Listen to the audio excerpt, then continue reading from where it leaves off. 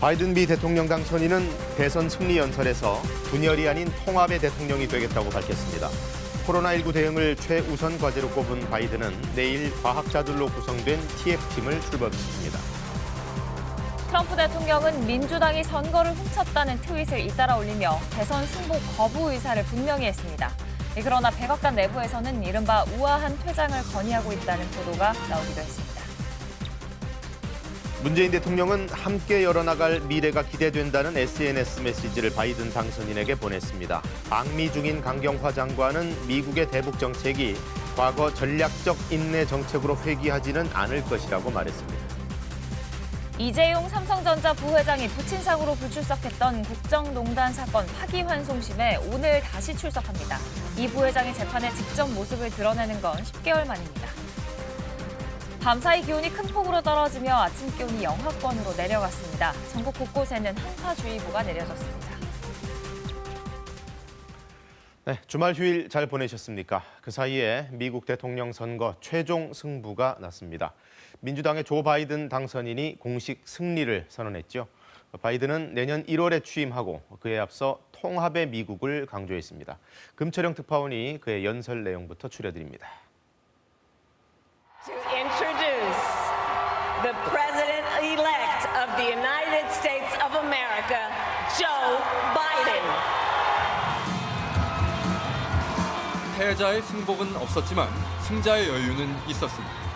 승부가 판가름 났으니 이제 거친 원사는 뒤로하고 서로의 목소리에 귀를 기울이자고 했습니다. We have to stop treating our opponents as our enemies. They are not our enemies. They are Americans. They are Americans. 자신에게 투표했든 그렇지 않았든 이제 모든 미국인을 위한 대통령이 되겠다고 했습니다. Folks, I'm a proud Democrat. But I will govern as an American president. 음울한 시대를 끝내자고 했고 가능성의 나라 등 미국을 상징해온 것들을 다시 추구하자고도 했습니다. I've long talked about the battle for the soul of America. We must restore the soul of America. 당면한 과제는 경제 위기와 코로나19 사태를 극복하는 것이라고 말했습니다. 하지만 코로나19와 먼저 싸우지 않고는 경제 회복도 가능하지 않다며 선후 관계를 명확히 했습니다. I will name a group of leading scientists and experts as transition advisors to help take the Biden-Harris COVID plan. 미국은 전 세계에 불빛을 비추는 등불임을 믿는다고도 했습니다. 힘이 아닌 모범을 보여서 국제사회의 리더십을 회복하겠다는 뜻도 분명히 했습니다. And to make America respected around the world again. 이번 대국민 연설은 제46대 미국 대통령 바이든의 시대가 열린다는 것을 대내외에 천명하는 자리로 받아들여졌습니다. 바이든 당선인은 이르면 이달 말까지 내각 인선 작업을 마무리할 계획으로 알려졌습니다. 델라웨어주 윌밍턴에서 KBS 뉴스 금철영입니다. 네, 바이든 당선인은 당장 코로나19 대응책 마련에 몰두한 것으로 알려졌습니다. 집권 최우선 과제로 이 코로나부터 잡겠다는 의지를 내비치며 곧바로 TF팀 구성에 착수했습니다. 트럼프 대통령은 여전히 승복을 거부하면서 연 이틀 골프장을 찾았고 민주당이 선거를 훔쳤다는 주장을 되풀이했습니다. 워싱턴 김웅규 특파원입니다. 바이든 미 대통령 당선인의 대통령직 인수위 홈페이지에는 첫 화면에서 당선인이 해야 할 업무의 우선순위를 밝혔습니다. 코로나19 대응이 1순위입니다. 코로나19 태스크포스팀 구성을 약속했고 TF팀을 이끌 과학자들도 지명했습니다. 모두 12명으로 구성되는데 이곳 시간 내일 공식 TF팀 출범합니다. 바이든 당선인의 승리 연설이 있던 어제 하루 미국의 코로나19 확진자는 12만 6천 명을 넘었습니다. 사흘 연속 10만 명 이상 확진자 나오는 가파른 상승세입니다. 확진자 1,000만 명 돌파가 눈앞입니다. 바이든 당선인에게 발등에 떨어진 불입니다. 전국적인 마스크 착용 의무화 추진 등 논란이 커 하고 싶어도 하기 쉽지 않은 문제를 풀어내야 합니다. 오늘 하루 성당을 찾은 것 외에 공식 일정 없이 대책 마련에 집중한 이유로 보입니다. 당선인의 정중동 행보와 달리 트럼프 대통령은 이틀 연속 골프 3매경입니다. 즐겨 찾는 워싱턴 DC 인근 스털링에 있는 자신의 골프장에서입니다. 아직 대선 승복 거부 의사 확고해 보입니다. 여러 개의 트윗을 잇따라 올렸는데 민주당이 선거를 훔쳤다는 주장입니다. 백악관 안에서 트럼프 대통령에게 이른바 우아한 퇴장을 건의하고 있다는 언론 보도 계속 나옵니다. 대통령 부인 멜라니아 여사는 트윗에서 개표의 투명성을 강조했습니다. 바이든 대통령 당선인이 코로나19 태스크포스 팀 공식 출범을 알리는 이곳 시간 내일은 대선 사기를 주장하는 트럼프 대통령이 법정 소송을 예고한 날이기도 합니다. 미국 대통령 선거 끝났지만 아직 어수선합니다. 워싱턴에서 KBS 뉴스 김웅규입니다. 네, 승부가 나긴 했지만 한쪽에서 결과에 승복을 안 하니까 미국 사회의 분열, 갈등은 쉽게 치유되지를 않습니다. 곳곳에서 바이든 지지자들의 축하 집회, 트럼프 지지자들의 불복 집회가 혼란스럽게 맞부딪히고 있습니다. 로스앤젤레스 이영현 특파원이 취재했습니다. 바이든 후보의 대선 승리를 축하하는 시민들이 샌프란시스코 거리로 쏟아져 나왔습니다. 라스베이거스에선 도로의 운전자들이 쉴 새 없이 경적을 울리며 환호했습니다. 애틀란타에선 불꽃놀이가 펼쳐지는 가운데 거리에선 시민들이 단체로 춤을 추며 바이든의 당선을 축하했습니다.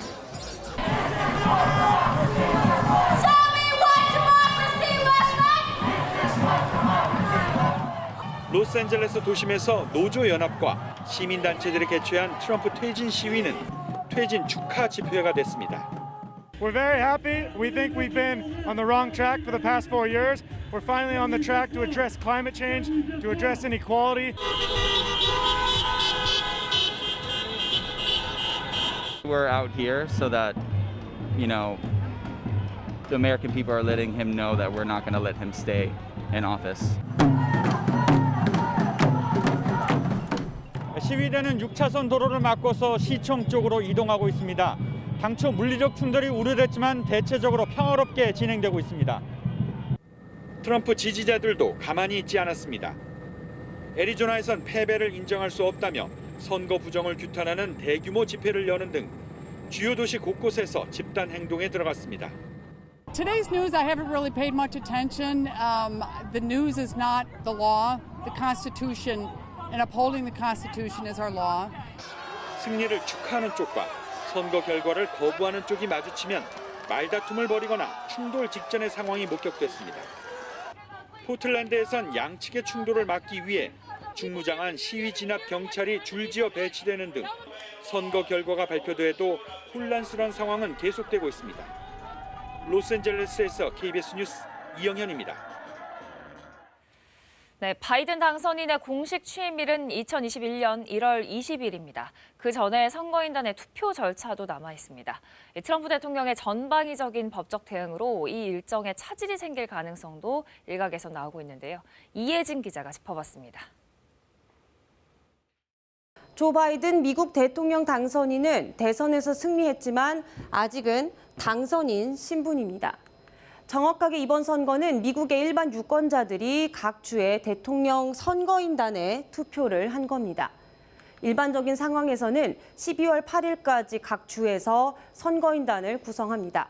그리고 12월 14일 각 주의 선거인단 538명은 자신이 지지하는 대통령 후보와 부통령 후보에게 표를 던집니다. 선거인단은 각 주의 대선 투표 결과에 따라 정해지는 것이기 때문에 정당 후보자의 지지도를 그대로 반영한다고 보면 됩니다. 문제는 트럼프 대통령의 전방위적 법정 소송입니다. 개표 분쟁 관련 소송전이 연방 대법원까지 가면 12월 8일까지 각 주에서 대통령 선거인단을 구성하지 못해서 일정이 지연될 수 있습니다. 가능성이 아주 희박하기는 하지만 선거인단 투표가 끝내 이루어지지 못하거나 당선인을 확정하지 못하면은 대통령은 미국 하원에서 그리고 부통령은 미국 상원에서 뽑도록 돼 있습니다. 그러나 이번 경우 대선 투표, 개표와 관련한 트럼프 대통령 측의 소송이 법원에서 기각되거나 이른 시간 안에 패소하게 될 것으로 예측되고 있습니다. 따라서 이같이 될 가능성은 매우 낮습니다. 별 차질 없이 진행이 되면 내년 1월 6일 미 상원, 하원 의원이 모두 모여서 선거인단의 투표 결과, 그러니까 대통령 당선을 공식 발표합니다. 그리고 2주일 뒤인 내년 1월 20일 바이든은 미국의 대통령이 됩니다. 취임식과 동시에 업무가 시작됩니다. KBS 뉴스 이혜진입니다. 문재인 대통령은 어제 조 바이든 당선인을 SNS로 축하했습니다. 함께 열어갈 미래를 기대한다며 같이 갑시다란 메시지를 보냈습니다. 우수경 기자입니다. 문재인 대통령은 SNS를 통해 승리 축하 메시지를 전했습니다. 바이든 당선인이 사실상 승리를 확정짓고 성명을 발표한 지 8시간 만입니다. 공식 외교 수단이 아닌 SNS를 통해 먼저 축하를 전한 것은 트럼프 대통령이 불복 의지를 밝히고 있는 상황 등을 고려한 것으로 보입니다. 문 대통령은 메시지에서 한미 동맹은 강력하고 양국의 연대는 매우 견고하다고 강조했습니다. 또 함께 열어나갈 양국 관계의 미래 발전에 기대가 크다고 적었습니다. 한글과 영어 두 언어로 글을 올린 문 대통령은 마지막에 같이 갑시다라는 한국말을 그대로 영어로 옮겼습니다. 청와대는 주말에도 대통령 주재 회의를 여는 등 그동안 미국 대선과 관련해 다양한 시나리오를 검토하고 대비해왔습니다. 지난 5일에는 NSC 상임위원회와 외교안보관계장관회의를 잇따라 개최한 뒤 한반도 평화 프로세스 진전을 위한 노력에 공백이 없도록 하겠다는 입장을 밝힌 바 있습니다. 이와 함께 정책실을 중심으로 경제에 미칠 영향도 다각도로 점검하고 있는 것으로 알려졌습니다. 임기를 1년 반 남겨놓은 문 대통령으로서는 여러 현안들에 대한 해법 찾기에 속도를 내야 합니다. 문 대통령과 바이든 당선인의 직접 통화 등 정상 외교는 트럼프 대통령의 승복 선언 이후 본격화할 것으로 보입니다. KBS 뉴스 우수경입니다. 앞으로 출범할 바이든 행정부의 대북 전략이 과거 오바마 때와 같은 전략적 인내로 회귀하지는 않을 거다. 방미 중인 강경화 외교부 장관이 이렇게 밝혔습니다. 미 정부 전환기에 양측 인사들을 다 접촉해야 하는 만큼 매우 신중한 입장을 보이기도 했는데요. 워싱턴에서 서지영 특파원이 전합니다. 차기 미 대통령 당선인이 결정된 시기 방미한 강경화 외교장관은 취재진의 질문에 말을 아꼈습니다. 바이든 측 인사들과 접촉하겠다고 밝혔지만 누구를 만날지 어떤 논의를 할지에 대한 답변은 없었습니다. 아마 만난다 하더라도 그쪽에서도 좀 조심스러운 면이 있어서 공개적으로 할 것 같지는 않습니다. 정권 교체가 예정된 상황이지만 한미 간 협의는 트럼프 행정부 인사들과 해야 하는 민감한 시기를 고려한 것으로 보입니다. 강 장관은 다만 바이든 행정부의 대북 정책이 과거 오바마 행정부 당시 전략적 인내로 회귀하진 않을 것 같다고 말했습니다. 그동안 접촉한 바이든 측 인사들의 발언을 토대로 한 판단이라고 설명했습니다. 강 장관은 종전선언, 정상 간 톱다운 외교 등 트럼프 정부의 대북 외교 기조가 유지될 것인지를 묻는 질문에는 신중한 입장을 보였지만 비핵화 협상을 위한 우리 정부의 역할이 계속될 것임은 분명히 있습니다. 일단 지난 3년간의 그런 여러 가지 경과라든가 성과를 바탕으로 만들어 나가야 된다. 우리는 그렇게 생각하고 있습니다. 강 장관의 이번 방미는 지난달 방한이 무산된 폼페이오 미 국무장관의 초청으로 이뤄졌습니다. 방문 둘째 날인 9일 한미 외교장관 회담도 갔습니다. 한미 간 현안이 논의될 예정이지만 이를 진전시키는 데는 한계가 있을 것으로 보입니다. 이번 방미에는 이도훈 한반도 평화교섭본부장도 동행했습니다. 이 본부장은 스티븐 비건 부장관을 만나 미 정부 전환기에 한반도 정세를 관리하는 데 초점을 맞출 것으로 전해졌습니다. 워싱턴에서 KBS 뉴스 서지영입니다. 네, 우리 정치권도 공식 반응 속속 내놓고 있습니다. 여야를 막론하고 한미 동맹 강화와 비핵화에 대한 기대감을 표출했습니다. 김지숙 기자의 보도입니다. 로마자 표기법에 맞춰 쓴 같이 갑시다. 지난달 바이든 후보 시절 우리 언론에 보낸 기고문 마지막 문구인데 정치권은 이를 인용해 한미 동맹을 강조했습니다. 민주당은 우선 북미 대화 재개의 필요성을 제기했습니다. 한미 공조 체제 속에서 한반도 비핵화 및 항구적 평화 구축을 위해 북미 대화의 노력이 재개되어야 할 것입니다. 이낙연 대표도 바이든 당선인의 가치를 공유하는 타국과의 협력이 미국의 힘을 배가시킬 거라는 말에 동의한다면서 바이든 시대에 한미동맹이 더 굳건해지고 특히 한반도 평화 프로세스가 재가동되길 바란다고도 밝혔습니다. 국민의힘도 한미는 한국전쟁에서 맺어진 혈맹이라며 경제와 안보 협력을 당부했습니다. 다자간 무역을 다시 활성화할 때 자유무역의 신봉자인 대한민국도 함께 할 것입니다. 북한의 비핵화를 원칙으로 한 한반도의 평화 정책에도 힘을 모아주시기를. 김종인 비대위원장은 국제사회 리더로서 미국의 역할이 강화되길 바란다는 서면 논평을 내놨습니다. 앞으로 한미가 세계 평화와 번영을 위해 긴밀히 협력하는 계기가 되길 바란다고도 전했습니다. 정의당 김종철 대표는 바이든 행정부가 후보 시절 약속한 파리 기후협약 복귀와 방위비 분담금 문제에 대한 합리적 태도를 요청했습니다. 민주당에선 한반도 TF 소속 의원들이 오는 16일 미국 방문을 예약했고 국민의힘은 초당적 방미단 파견 의사를 타진 중입니다. KBS 뉴스 김지숙입니다. 네, 국제사회에서는 중국의 촉각이 가장 곤두세워질 것으로 보입니다. 긴 시간 동안 트럼프 체제 미국과 갈등을 겪어왔는데 이제 새롭게 집권하는 바이든 체제와는 어떤 관계 맺음을 하게 될지 중국뿐 아니라 국제사회 전체에 관심이 높습니다. 베이징 이랑 특파원의 보도입니다. 중국 당국은 미 대선 당일과 마찬가지로 특별한 반응을 내놓지 않고 있습니다. 다만 중국 현지 매체들은 어제 하루 신속하게 바이든 당선인의 승리를 보도했습니다. 황구15와 신경보 등 현지 매체들은 일제히 바이든 시대가 개막했다고 전했습니다. 하지만 현재로서는 앞으로도 미국의 중국 때리기는 계속될 것이라는 분석이 우세합니다. 중국 학자들은 미국은 미국을 추격하고 있는 중국을 견제하는 만큼 양국이 경쟁과 대결로 치닫는 큰 흐름은 계속될 것이라고 입을 모았습니다. 美国大选以后啊，我认为中美之间呈现出继续摩擦、紧张的这种状态的形势啊，不会发生质的变化，因为呢，美国对中国崛起的焦虑不会变。 이 때문에 중국은 미중 간 서로 독립적으로 움직이는 탈동조화에 대응해 내수 시장을 확대하고 경제 자립을 이루겠다는 의지를 거듭 밝혀왔습니다. 하지만 바이든이라는 외교 고수를 만나게 되면서 중국의 대응 전략 달라질 수밖에 없을 것이란 분석이 나옵니다. 바이든 당선인은 대선 운동 기간 중에도 대중 강경책을 유지하겠다고 밝힌 바 있습니다.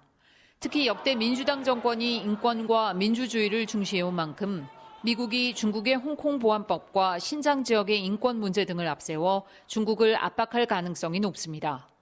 하지만 며칠 전 로버트 포든 주중 미 대사 대행이 중국과 관계 개선을 암시하는 메시지를 공개했습니다. 미중 관계에 다소 숨통이 트일 것이란 전망도 나온 가운데 양국의 관계가 새해 국면을 맞을지 관심이 쏠리고 있습니다. 베이징에서 KBS 뉴스 이랑입니다. 네, 오늘 날씨가 많이 추워졌습니다. 기온이 영하로 떨어진 곳들이 있어서 한파주의보까지 벌써 내려졌다는데요. 자세한 날씨 기상센터 연결해서 알아보겠습니다. 이설아 캐스터, 지금 특보가 내려진 곳들 어떤 지역인가요? 네, 지금 보시는 것처럼 경기 북부와 강원도, 일부 충청도, 경북 내륙 지역에는 한파주의보가 내려져 있습니다. 이 한파특보 지역은 어제보다 10도 정도나 기온이 떨어져 있기 때문에 어제 날씨 생각하고 나오지 마시고요. 따뜻하게 입으셔야겠습니다. 현재 철원이 영하 5.2도, 의성이 영하 4.1도 등 내륙 대부분 지역 영하권을 기록하고 있습니다. 수요일인 모레 아침까지는 평년보다 추운 날씨가 이어지겠습니다.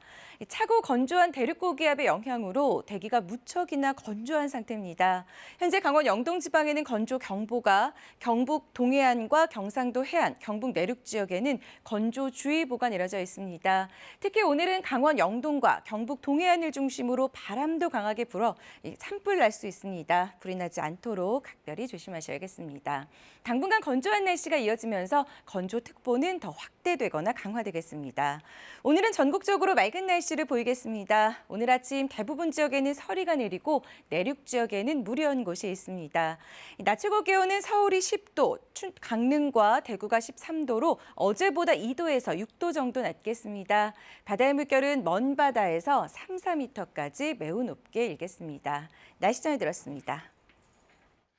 네, 코로나19 소식도 알아보겠습니다. 1일 확진자 수가 하루 만에 다시 세 자릿수가 됐습니다. 자세한 소식 취재기자 연결해서 알아보겠습니다. 허효진 기자, 100명을 조금 넘긴 것도 아니라 아주 많이 넘겼어요. 네, 어제 0시 기준으로 코로나19 신규 확진자는 143명입니다. 이 가운데 국내 발생이 118명, 해외 유입 사례는 25명으로 하루 만에 세 자릿수로 늘어났습니다.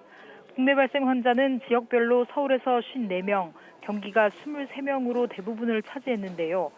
이 밖에 강원에서 9명, 충남 8명, 대구 7명, 경남 5명과 전남 3명 등이 뒤를 이었습니다.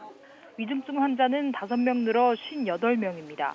코로나19로 인한 사망자는 하루 새 1명 늘어 지금까지 누적 사망자는 478명, 치명률은 1.74%로 집계됐습니다.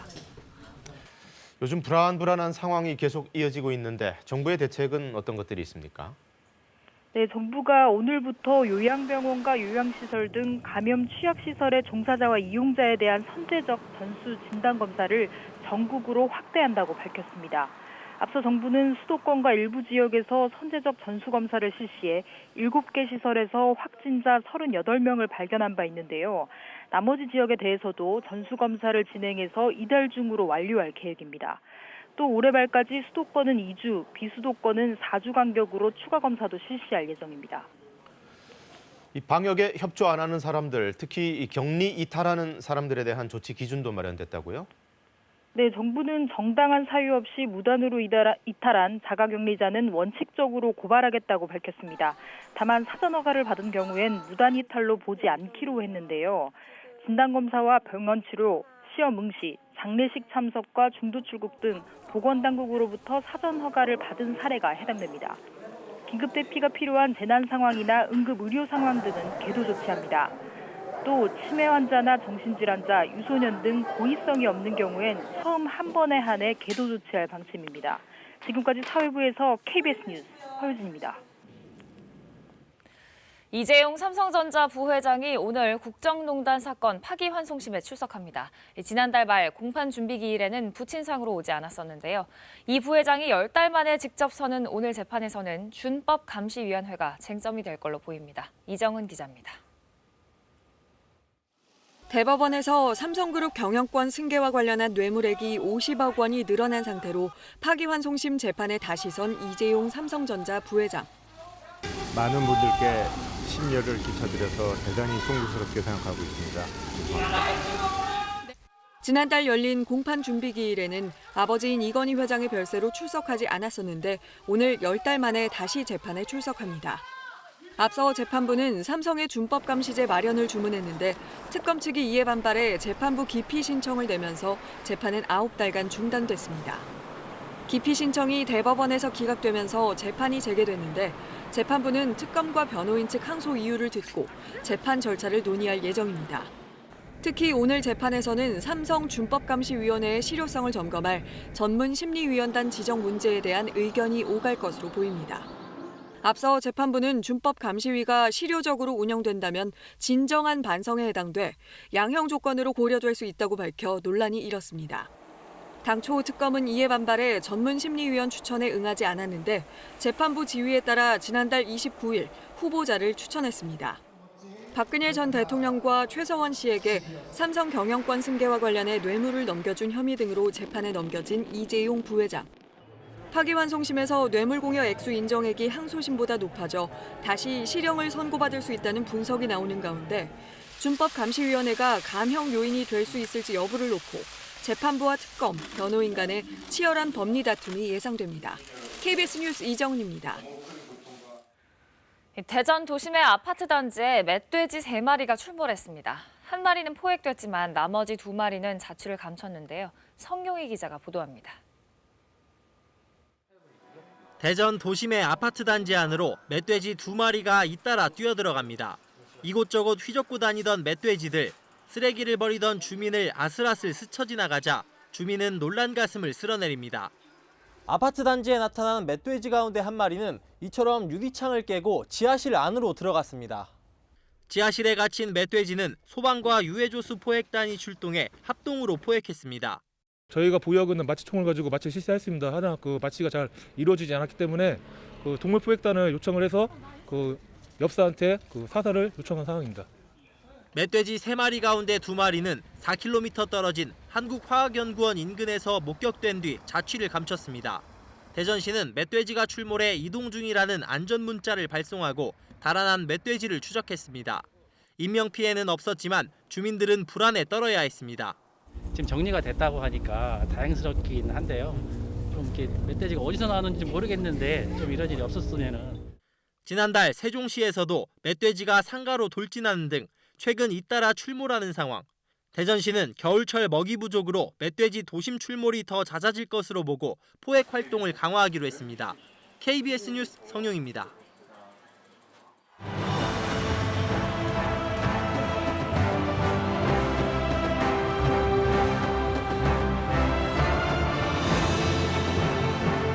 victory for we the people.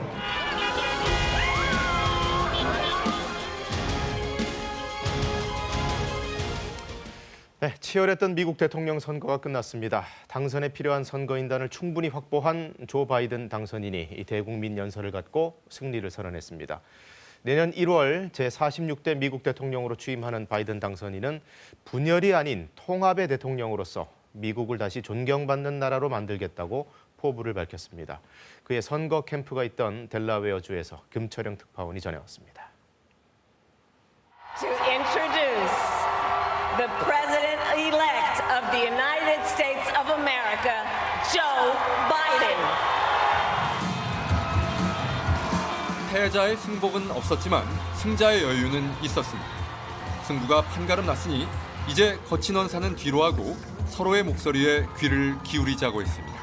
We have to stop treating our opponents as our enemies. They are not our enemies. They are Americans. They are Americans. 자신에게 투표했든 그렇지 않았든 이제 모든 미국인을 위한 대통령이 되겠다고 했습니다. Folks, I'm a proud Democrat. But I will govern as an American president. 음울한 시대를 끝내자고 했고 가능성의 나라 등 미국을 상징해온 것들을 다시 추구하자고도 했습니다. I've long talked about the battle for the soul of America. We must restore the soul of America. 당면한 과제는 경제 위기와 코로나19 사태를 극복하는 것이라고 말했습니다. 하지만 코로나19와 먼저 싸우지 않고는 경제 회복도 가능하지 않다며 선후 관계를 명확히 했습니다. I will name a group of leading scientists and experts as transition advisors to help take the Biden-Harris COVID plan. 미국은 전 세계에 불빛을 비추는 등불임을 믿는다고도 했습니다. 힘이 아닌 모범을 보여서 국제사회의 리더십을 회복하겠다는 뜻도 분명히 했습니다. And to make America respected around the world again. 이번 대국민 연설은 제46대 미국 대통령 바이든의 시대가 열린다는 것을 대내외에 천명하는 자리로 받아들여졌습니다. 바이든 당선인은 이르면 이달 말까지 내각 인선 작업을 마무리할 계획으로 알려졌습니다. 델라웨어주 윌밍턴에서 KBS 뉴스 김철영입니다. 네, 이번에 당선된 바이든은 오바마 대통령 재임 시절에 부통령을 했던 인물입니다. 그에 앞서 30살에 상원 의원에 당선됐고 36년 동안이나 의원을 역임한 정치 베테랑 중에 베테랑이지만 개인사적으로는 부인 그리고 자녀들과 사별한 아픔도 있습니다. 이 대권도 삼수 끝에 비로소 당선이 된 건데요. 그의 인생 여정을 하송연 기자가 돌아봤습니다. 변호사 출신의 조 바이든은 30살 젊은 나이에 델라웨어주에서 기적처럼 상원 의원에 당선됐습니다. 역사상 최연소 상원 의원이 됐다는 기쁨도 잠시 부인과 13개월 된 딸을 사고로 잃고 한때 사임까지 고려했습니다. So help you God. I do. Congratulations, Senator. Thank you. 살아남은 두 아들의 병상에서 취임 선서를 하고 나서는 36년 동안 의정 활동에 전념했습니다. 법사위원장과 외교위원장 등을 지내며 인종차별 철폐와 인권 강화, 여권 신장을 위해 싸웠고 핵 확산과 화학 무기는 물론 여러 전쟁에도 반대해왔습니다. There is no title, including Vice President, that I am more proud to wear than that of United States Senator. 8년간 오바마 정부의 부통령을 지내는 동안 20살 차이 나는 대통령과 정치적 관계를 넘어 인간적 연대를 보여줬습니다. You are going to be able to reassemble the kind of government that cares about people and brings people together. 대통령에 당선되기까지는 쉽지 않았습니다. 1988년 대선 경선에 나갔다 논문 표절 의혹으로 중도 사퇴했고 2008년엔 오바마 돌풍에 밀렸습니다. 2015년에는 장남이 뇌암으로 숨지자 슬픔에 빠져 이듬해 대선 경선에는 아예 출마도 하지 않았습니다. 세 번의 도전 끝에 마침내 78살 고령의 대통령에 당선된 조 바이든. 미국 국민은 상원 의원과 부통령을 지내 안정감을 주는 대통령 당선자가 무엇보다 화합을 통해 나라를 안정적으로 운영해 가길 기대하고 있습니다.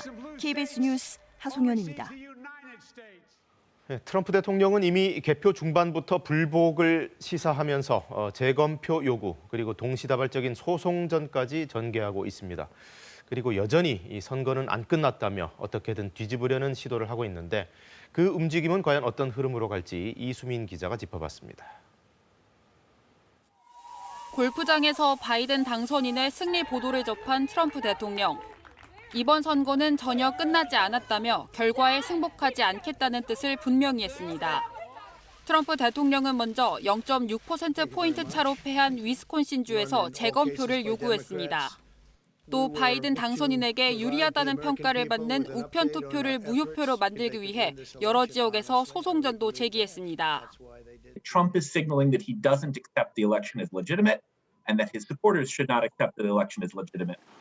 우편 투표의 유효성에 문제를 제기하면서 일부 지역에선 유권자 사기 의혹까지 들고 나왔습니다. 사건이 주법원을 넘어 보수 성향의 연방 대법원까지 갈 경우 승산이 있다는 판단이 깔린 것으로 보입니다. 특히 펜실베이니아의 우편 투표 접수 시한 연장을 결정한 주 대법원의 판결에 대해 연방 대법원이 다르게 판정할 경우 상황은 복잡해질 수 있습니다. 판례법 국가인 만큼 다른 주의 우편 투표 연장도 문제 삼을 수 있기 때문입니다. 다만 동시다발적 소송이 승자 확정을 지연시킬 수 있지만 결과가 바뀔 가능성은 거의 없다는 것이 전문가들의 분석입니다. KBS 뉴스 이수민입니다. 네, 어제 미국 대선 승리 연설에 바이든 당선인에 앞서 나온 여성이 있죠. 미국 역사상 첫 여성이자 아프리카 아시아계 부통령이란 기록을 남긴 카멀라 해리스 당선인. 벌써부터 차기 대선 후보로까지 주목받고 있습니다. 신지혜 기자입니다. 승리 연설에서 바이든 당선인을 소개하는 이 여성. 카멀라 해리스 부통령 당선인입니다. Joe Biden. 정계의 전사로 불리던 해리스 당선인은 아프리카계 아버지와 인도계 어머니 사이에서 태어난 이민 2세였습니다. 20대 중반부터 검사의 길을 걸었고 2011년 캘리포니아주에서 검찰총장에 당선됐습니다. 흑인이자 여성으로선 처음이었습니다. As unacceptable as this problem is, I know we can fix it. 2016년 캘리포니아 상원 의원으로 정계에 입문했습니다. 뛰어난 토론 실력으로 대중의 주목을 받았습니다. 지난해에는 대권 도전을 선언했는데 민주당 경선에서 당시 바이든 후보를 가차없이 몰아붙여 인지도가 크게 올랐습니다. 기금 부족으로 경선은 중도 포기했지만 한때 라이벌이었던 바이든 후보의 부통령 지명으로 화려하게 부활했습니다. She's a proven fighter for the backbone of this country, the middle class. 이번 당선으로 해리스 당선인은 미국 역사상 첫 여성이자 아프리카계 또 아시아계 부통령이라는 기록을 남기게 됐습니다. But while I may be the first woman in this office, I will not be the last. America is ready, and so are Joe and I. 50대라는 비교적 젊은 나이와 법조인 이력으로 오바마 전 대통령과 닮았다는 평가를 받는 해리스 당선인은 벌써부터 차기 대선 후보로도 급부상하고 있습니다. 현지 언론은 해리스 당선인이 대통령 그늘에 가려졌던 부통령의 위상을 과거보다 높일 거라는 관측을 내놨습니다. KBS 뉴스 신지혜입니다. 미국의 정권 교체는 북핵 문제 접근에 있어서도 변화를 예고하고 있습니다. 바이든 당선인이 톱다운 방식 대신 단계적인 협상을 강조해왔고요. 또 동맹을 중시하는 만큼 한반도 정세에 대한 우리 정부의 적극적인 인식 공유가 필요하다는 의견도 나옵니다. 강푸른 기자입니다. 외교통 바이든은 북한 김정은 위원장에 대해 비핵화 동의가 없으면 만남도 없다는 입장을 밝혀왔습니다. 트럼프와는 다를 것이란 말로 트럼프식 톱다운 방식에도 선을 그었습니다. 실무협상단이 차곡차곡 단계를 밟아가는 협상을 선호한다는 얘기입니다. 다른 나라들과 힘을 합쳐 변화를 이끌겠다면서 북한 비핵화라는 공동 목표를 위해 동맹국뿐 아니라 중국과도 협력하겠다는 입장도 냈습니다. We're going to make sure we can control them and make sure they cannot hurt us. And so if you want to do something about it, step up and help it. 즉 단계를 밟는 협상과 동맹과의 협력을 중시하는 기조입니다. 실제로 바이든 당선인이 자신의 외교 정책 구상을 자세히 밝힌 기고문을 분석해봤더니 동맹이란 단어를 20차례 쓸 만큼 전통적 동맹 외교를 선호합니다. 한국을 거론할 때도 동맹이란 단어가 언급됐습니다. 한국과 함께 문제를 해결해 가야 한다는 취지입니다. 정부는 그래서 미국의 새 행정부 초기 대북 정책 결정 과정에서 동맹국인 한국의 의견 제시가 중요한 기준이 될 것으로 판단 중입니다. 한국 정부의 입장이 어떻게 되느냐 이 부분들을 바이든 정부도 굉장히 중요하게 자기 정책 수립의 판단 근거로 삼을 거다 이렇게 생각을 합니다. 이런 이유로 정부는 한반도 정세에 대한 인식을 공유하기 위해 여러 차원의 한미 간 조율을 모색 중입니다. KBS 뉴스 강푸른입니다. 바이든 당선인은 또 미국 우선주의 보호무역에서 다자주의로의 회복을 강조하고 있습니다. 대규모 경기 부양까지 예고되면서 수출 위주의 우리 경제에 긍정적으로 작용할 거란 분석이 많은데요. 다만 미중 무역 갈등은 더 세밀하게 대비해야 한다는 지적입니다. 오승목 기자입니다. 바이든 시대 미국 경제 기조의 가장 큰 변화 가능성은 다자주의의 회복입니다. 트럼프식의 일방적인 미국 우선주의 보호무역보다는 WTO 중심의 국제무역 질서가 강조될 것으로 보입니다. 이런 기조 아래 대규모 정부 지출을 통한 경기 부양이 예고된 상태입니다. It's the fastest growing jobs, and they pay good prevailing wages, 45, 50 bucks an hour. We can grow and we can be cleaner if we go the route I'm proposing.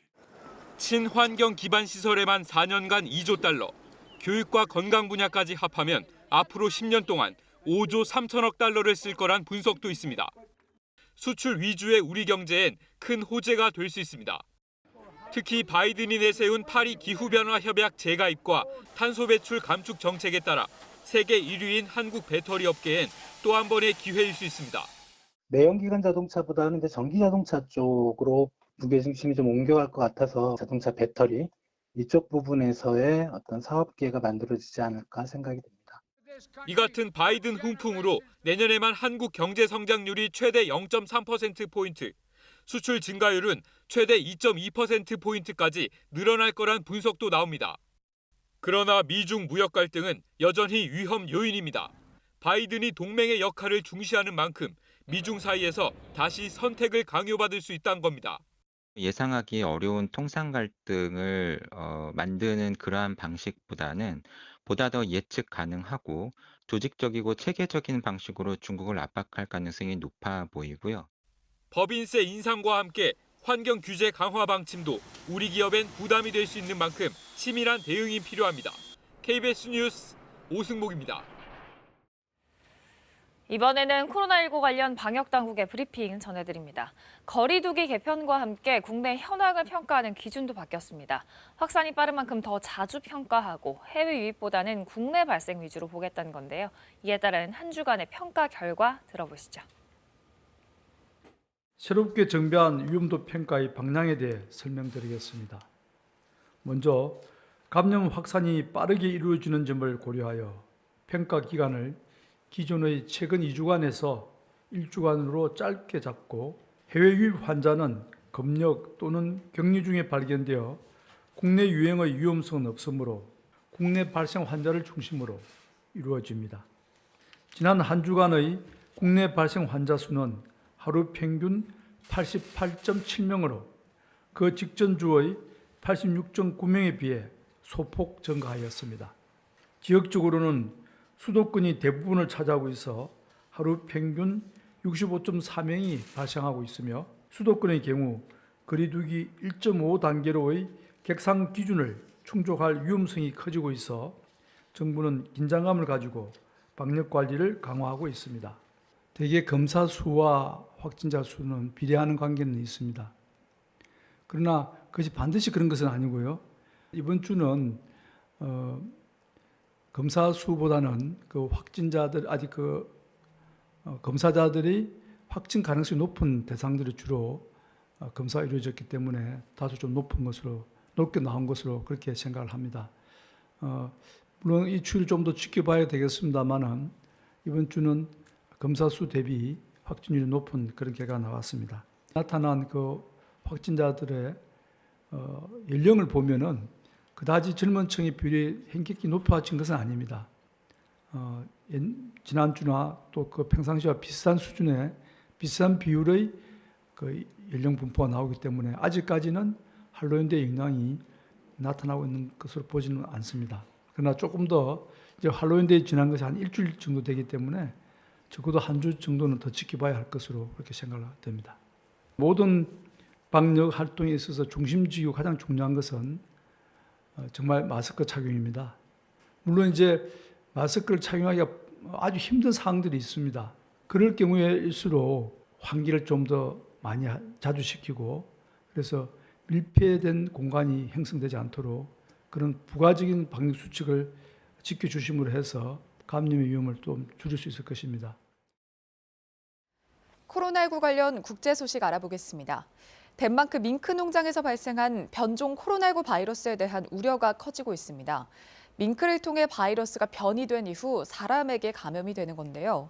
세계보건기구가 이번 변종 바이러스가 백신 효능에 미칠 영향에 대해 신중한 입장을 보였습니다. 세계보건기구는 현지 시간으로 7일 밍크 농장과 관련한 코로나19 변종 사례를 보고한 국가가 모두 6개 국가라고 밝혔습니다. 해당 국가는 덴마크를 비롯해 미국과 이탈리아, 네덜란드, 스페인, 스웨덴입니다. 더불어 세계보건기구는 초기 관찰 결과 이 변종 바이러스의 증상이나 전염력 등은 다른 코로나19 바이러스와 비슷하다면서 해당 바이러스가 백신 효능에 미칠 영향을 속단하기에는 시기상조이며 계속 조사할 필요가 있다고 덧붙였습니다. 앞서 덴마크 당국은 지난주 기자회견을 통해 덴마크 북부 밍크 농장에서 감염된 확진자 12명에게서 코로나19 변종 바이러스가 발견됐다고 밝혔는데요. 그러면서 밍크를 통해 변이된 이 바이러스가 더욱 확산되면 심각한 결과를 가져올 수 있다며 자국 내 모든 밍크를 살처분하겠다고 발표한 바 있습니다. 코로나19 확산세에 이어 심각한 대기오염까지 겹친 인도 델리주 당국이 폭죽 사용 금지 조치 등을 단행했습니다. 지난달 델리 당국은 코로나19 사망률을 증가시키는 대기오염을 줄이기 위해 매년 이맘때쯤 농가에서 추수 후 논밭 잔여물을 태우는 전통 풍습을 금지시키는 등 엄격한 방지 캠페인을 가동했습니다. 그럼에도 수도 뉴델리 전체에서 연일 스모그 경보가 발령되고 또 최근엔 공기질 지수가 매번 위험 수준으로 치솟고 있는데요. 설상가상으로 지난달 말부터 오는 14일에 예정된 디왈리 축제까지 힌두교 최대 축제 시즌이 한 달 동안 이어지면서 주민들이 밤새 촛불을 켜거나 대량의 폭죽을 터뜨리는 등 대기질에 악영향이 우려되자 지난 5일 델리주 정부 당국은 올해 디왈리 축제에서는 폭죽 사용 및 불꽃놀이를 금지하는 조치를 추가로 내리게 됐습니다. 코로나19 위기를 탈피하고자 각국의 항공업계가 일명 목적지 없는 비행을 선보여 화제가 된 바 있는데요.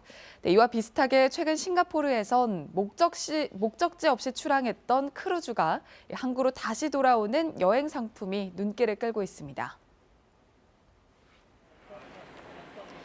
각자 마스크를 쓰고 한 손엔 여행 가방을 끌며 탑승구 안으로 입장하는 사람들. 현지 시간으로 지난 6일 싱가포르에서 큰 관심 속에 운항을 시작한 일명 목적지 없는 크루즈입니다. 이는 다른 국가나 지역 항구에 정박하지 않고 출항했던 항구로 다시 돌아오는 여행 상품으로 항공업계가 선보인 목적지 없는 비행과 유사하다고 합니다. 이날 2박 3일 일정으로 싱가포르 항구를 출발해서 인근 해역을 다녀오는 이 크루즈에는 사회적 거리 두기를 위해 코로나 사태 이전의 절반 수준인 1,400명가량이 탑승했으며 코로나19 검사를 통과한 싱가포르 거주자만이 이 상품을 이용할 수 있었는데요. 또한 크루즈 승무원들은 탑승 전 14일간의 격리 후 검사에서 음성 판정을 받았고 또 운영선사 측은 만일의 경우를 대비해 코로나19 신속 검사와 격리 조치가 가능하도록 내부 의료시설을 업그레이드했다고 전했습니다. 지금까지 코로나19 국제 소식이었습니다.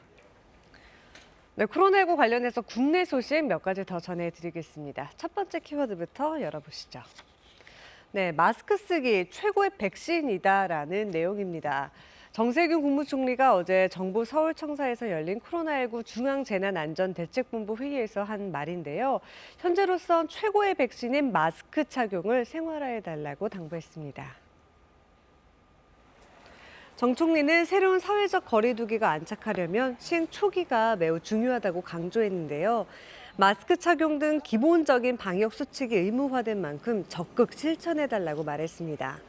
오는 13일 금요일부터는 마스크 착용 의무화 위반자에 대해서는 10만 원의 과태료가 부과되죠. 정 총리는 이와 함께 지속 가능한 방역을 위해서는 꼭 필요한 곳에 적절한 조치로 방역의 정밀도와 효과성을 높여야 한다며 지자체의 방역 당국과 긴밀히 소통해 필요한 조치를 능동적으로 해달라고 당부했습니다. 네, 두 번째 키워드 열어보겠습니다. 네, 11일부터 중국행 탑승객 코로나19 검사 2번 해야 된다는 내용입니다. 내일 모레죠. 11일부터 비행기를 타고 중국 가시는 분들은 주의하셔야겠습니다. 한국에서 출발하는 중국행 항공편 탑승객은 국적을 불문하고 탑승 전에 코로나19 검사를 2번 받아야 됩니다. 중앙재난안전대책본부는 어제 중국이 최근 자국 내 해외 유입 확진자가 증가함에 따라 해외 입국자에 대한 검역 조치를 강화할 예정이라며 이같이 밝혔습니다. 이에 따라서 정기편으로 중국에 입국하는 경우에 국내 탑승일 기준 48시간 이내 PCR 검사를 3시간 이상 간격으로 2차례 받아야 하고요. 부정기편으로 중국에 입국할 때는 탑승일 기준 72시간 이내에 1차 검사를 받은 뒤에 36시간 이내 2차 검사를 받아야 합니다. PCR 검사 비용은 모두 본인 부담입니다. 정부는 우리 국민 불편을 최소화하기 위해서 국내 의료기관의 음성 확인서의 조기 발급과 공휴일 검사 시행기관 확대에 대한 협조를 요청할 계획입니다. 네, 마지막 키워드 살펴보겠습니다. 네, 일본 내 코로나19 상황 분명한 증가세다라는 키워드인데요. 일본의 코로나19 하루 신규 확진자가 8일인 어제 900명대를 기록했습니다. 네, 일본의 NHK 집계에 따르면 8일인 어제 오후 6시 30분 기준으로 일본 전역에서 944명의 코로나19 감염자가 새로 확인됐습니다. 이로써 일본 내 코로나19 누적 확진자는 10만 9천여 명으로 늘었는데요. 현재 감염증 전문가는 일본의 코로나19 감염 상황에 대해 신규 감염자 수는 제2파의 정점을 지나고 감소세가 멈춘 이후 보합세를 보였지만 최근 일주일 동안은 분명한 증가세를 나타내고 있다고 진단했습니다. 지금까지 코로나 Q&A였습니다.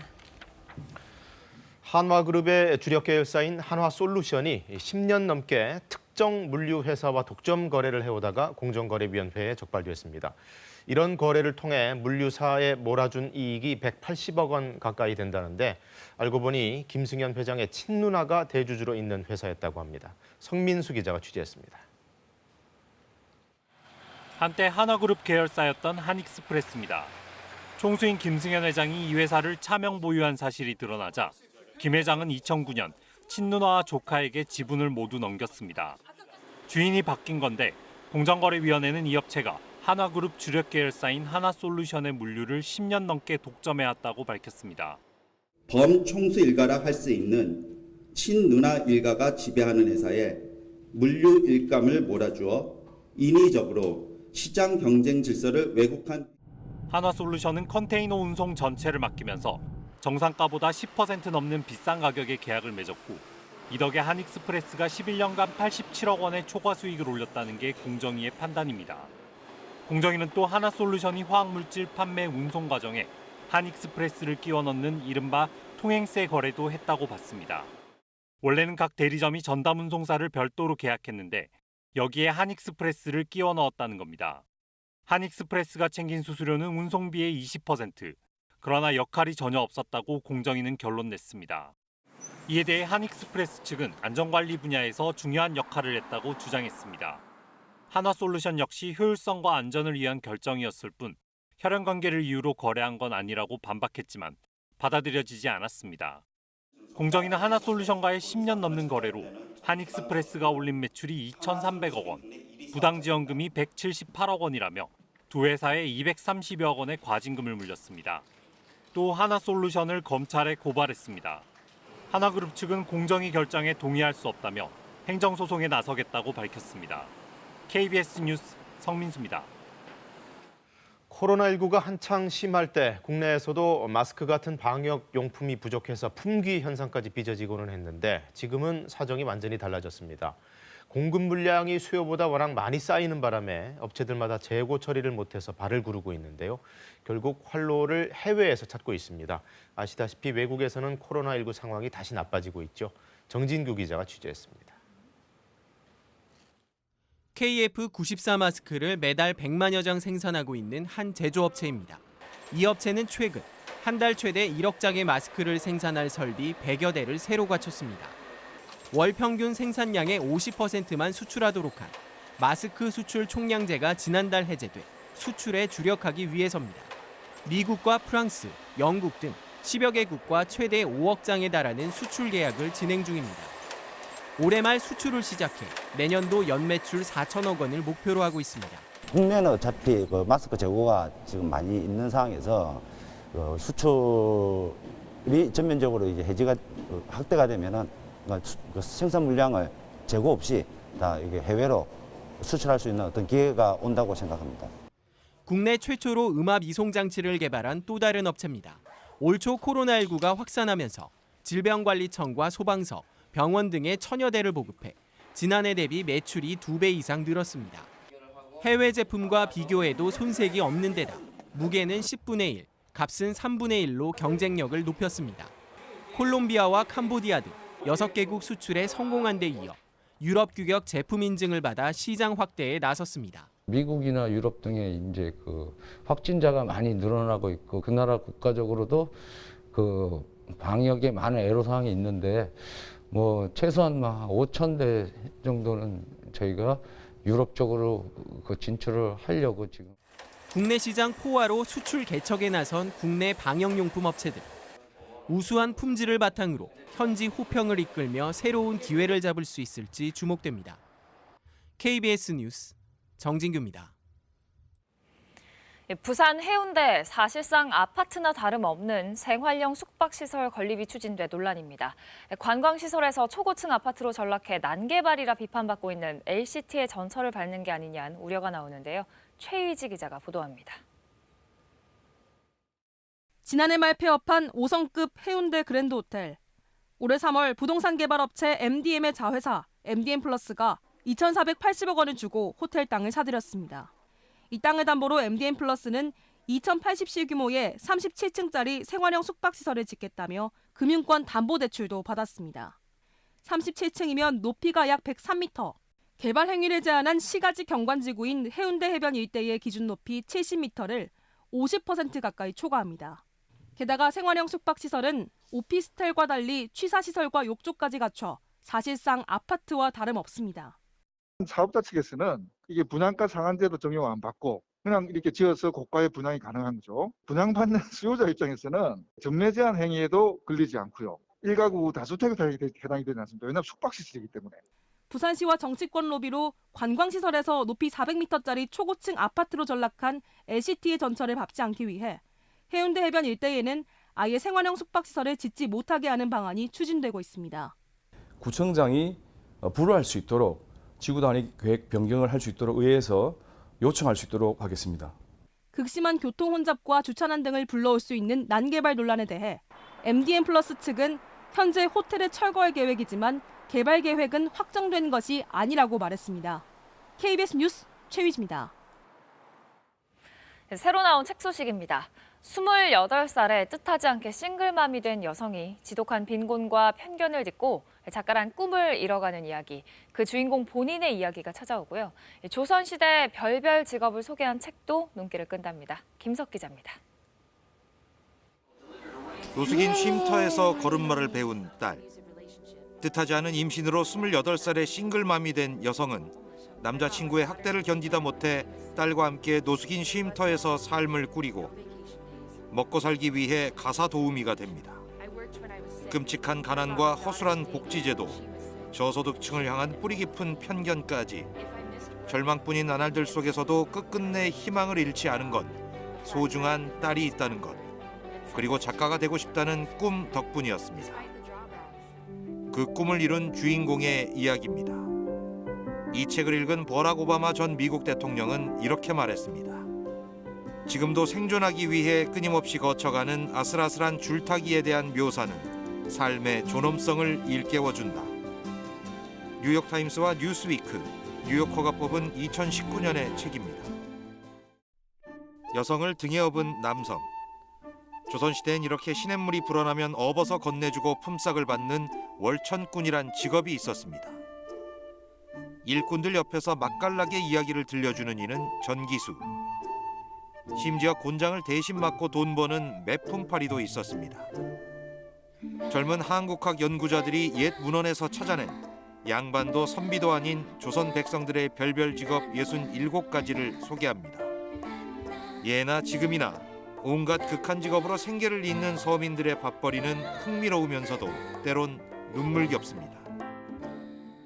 전쟁통에 허겁지겁 피란을 가다 남편, 첫째 아이와 헤어진 뒤 기약 없는 재회를 염원하며 70년 세월을 살아낸 한많은 어머니의 이야기입니다.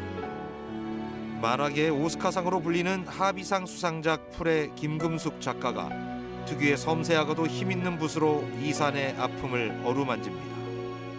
KBS 뉴스 김석입니다. 오늘 아침 출근길 볼에 닿는 찬바람 때문에 발걸음이 빨라집니다. 밤새 기온이 큰 폭으로 떨어진 데다 바람까지 불어서 체감온도가 영하권을 맴돌고 있습니다. 현재 경기 북부와 강원도, 일부 충청도, 경북 서부 내륙 지역에 한파주의보가 내려진 가운데 철원이 영하 5.3도, 제천 영하 4.8도, 서울은 영상 1도까지 떨어져 있습니다. 수요일인 모레 아침까지는 평년 이맘때보다 추운 날씨가 이어지면서 대부분 지역에 서리가 내리겠고요. 내륙을 중심으로 물이 여는 곳이 있겠습니다. 갈수록 대기가 건조해지고 있습니다. 강원 동해안에는 건조경보가, 강원 영동과 경상도 해안, 경북 내륙 지역에 건조주의보가 발효 중인데요. 특히나 오늘은 강원 영동과 경북 동해안에 바람도 강하게 부는 만큼 작은 불씨 하나가 큰 불로 번질 수 있습니다.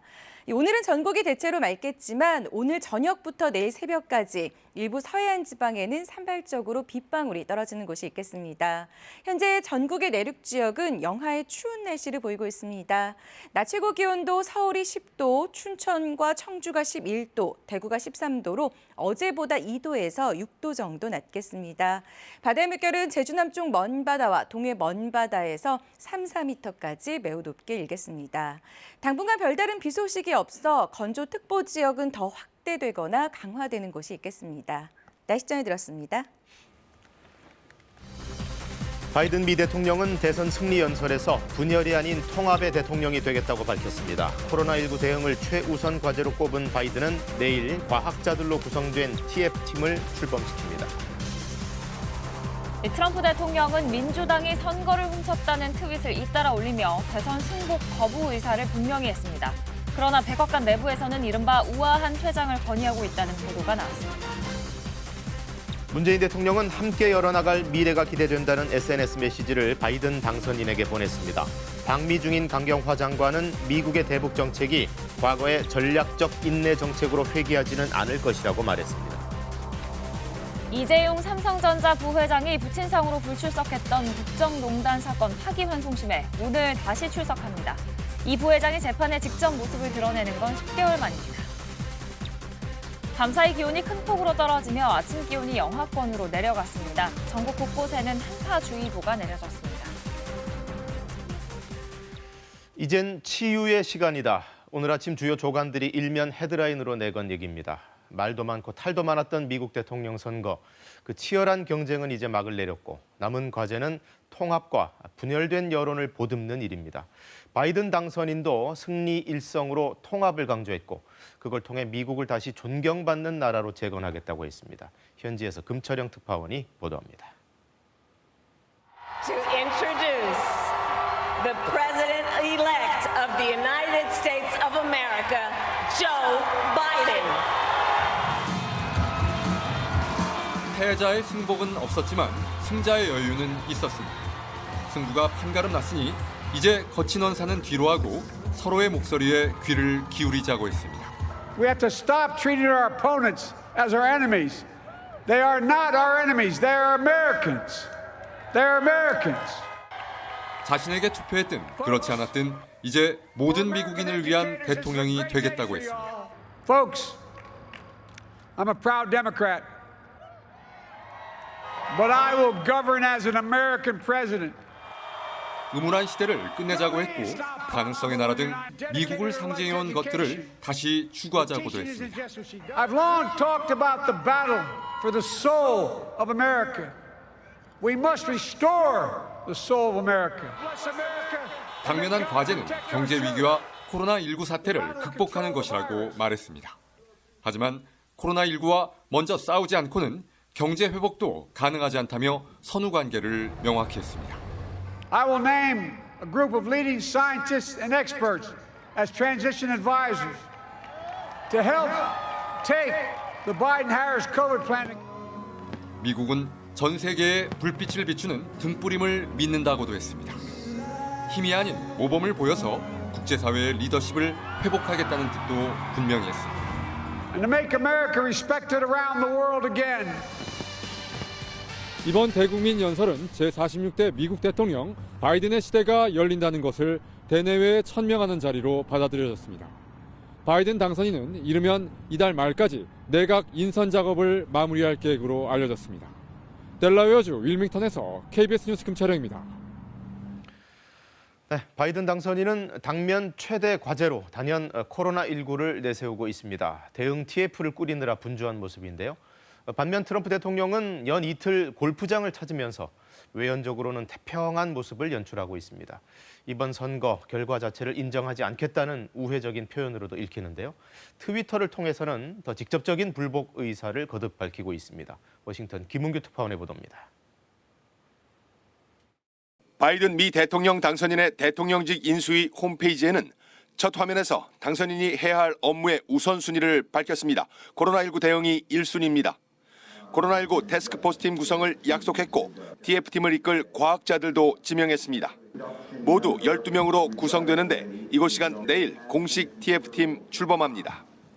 바이든 당선인의 승리 연설이 있던 어제 하루 미국의 코로나19 확진자는 12만 6천 명을 넘었습니다. 사흘 연속 10만 명 이상 확진자 나오는 가파른 상승세입니다. 확진자 1,000만 명 돌파가 눈앞입니다. 바이든 당선인에게 발등에 떨어진 불입니다. 전국적인 마스크 착용 의무화 추진 등 논란이 커 하고 싶어도 하기 쉽지 않은 문제를 풀어내야 합니다. 오늘 하루 성당을 찾은 것 외에 공식 일정 없이 대책 마련에 집중한 이유로 보입니다. 당선인의 정중동 행보와 달리 트럼프 대통령은 이틀 연속 골프 3매경입니다. 즐겨 찾는 워싱턴 DC 인근 스털링에 있는 자신의 골프장에서입니다. 아직 대선 승복 거부 의사 확고해 보입니다. 여러 개의 트윗을 잇따라 올렸는데 민주당이 선거를 훔쳤다는 주장입니다. 백악관 안에서 트럼프 대통령에게 이른바 우아한 퇴장을 건의하고 있다는 언론 보도 계속 나옵니다. 대통령 부인 멜라니아 여사는 트윗에서 개표의 투명성을 강조했습니다. 바이든 대통령 당선인이 코로나19 태스크포스팀 공식 출범을 알리는 이곳 시간 내일은 대선 사기를 주장하는 트럼프 대통령이 법정 소송을 예고한 날이기도 합니다. 미국 대통령 선거 끝났지만 아직 어수선합니다. 워싱턴에서 KBS 뉴스 김은규입니다. 예, 이제 남은 일정도 궁금하죠. 예정대로 가면 바이든 당선인은 내년 1월 20일에 취임을 하게 되는데 그 전에 워낙 복잡한 절차도 많고 무엇보다 이 트럼프의 돌발 행동이 변수입니다. 보도에 이혜진 기자입니다. 조 바이든 미국 대통령 당선인은 대선에서 승리했지만 아직은 당선인 신분입니다. 정확하게 이번 선거는 미국의 일반 유권자들이 각 주의 대통령 선거인단에 투표를 한 겁니다. 일반적인 상황에서는 12월 8일까지 각 주에서 선거인단을 구성합니다. 그리고 12월 14일 각 주의 선거인단 538명은 자신이 지지하는 대통령 후보와 부통령 후보에게 표를 던집니다. 선거인단은 각 주의 대선 투표 결과에 따라 정해지는 것이기 때문에 정당 후보자의 지지도를 그대로 반영한다고 보면 됩니다. 문제는 트럼프 대통령의 전방위적 법정 소송입니다.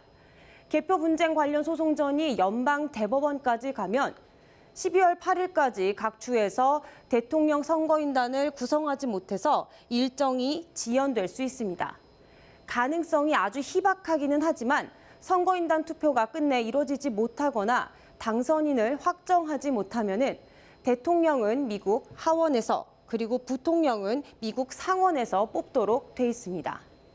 그러나 이번 경우 대선 투표, 개표와 관련한 트럼프 대통령 측의 소송이 법원에서 기각되거나 이른 시간 안에 패소하게 될 것으로 예측되고 있습니다. 따라서 이같이 될 가능성은 매우 낮습니다. 별 차질 없이 진행이 되면 내년 1월 6일 미 상원, 하원 의원이 모두 모여서 선거인단의 투표 결과, 그러니까 대통령 당선을 공식 발표합니다.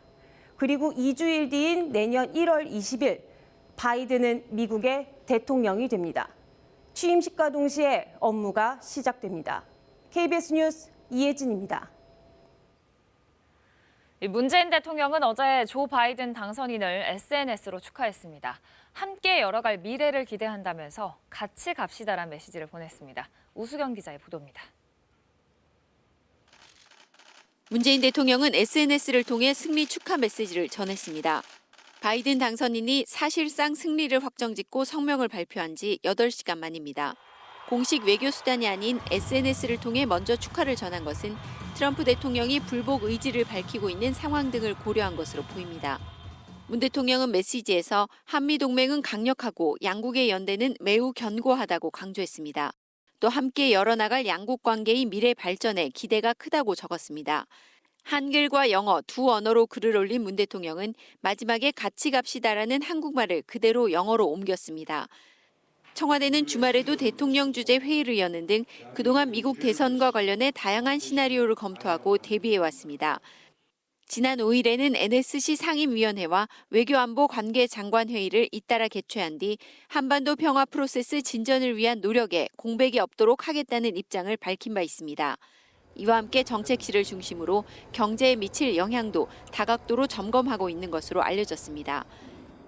임기를 1년 반 남겨놓은 문 대통령으로서는 여러 현안들에 대한 해법 찾기에 속도를 내야 합니다.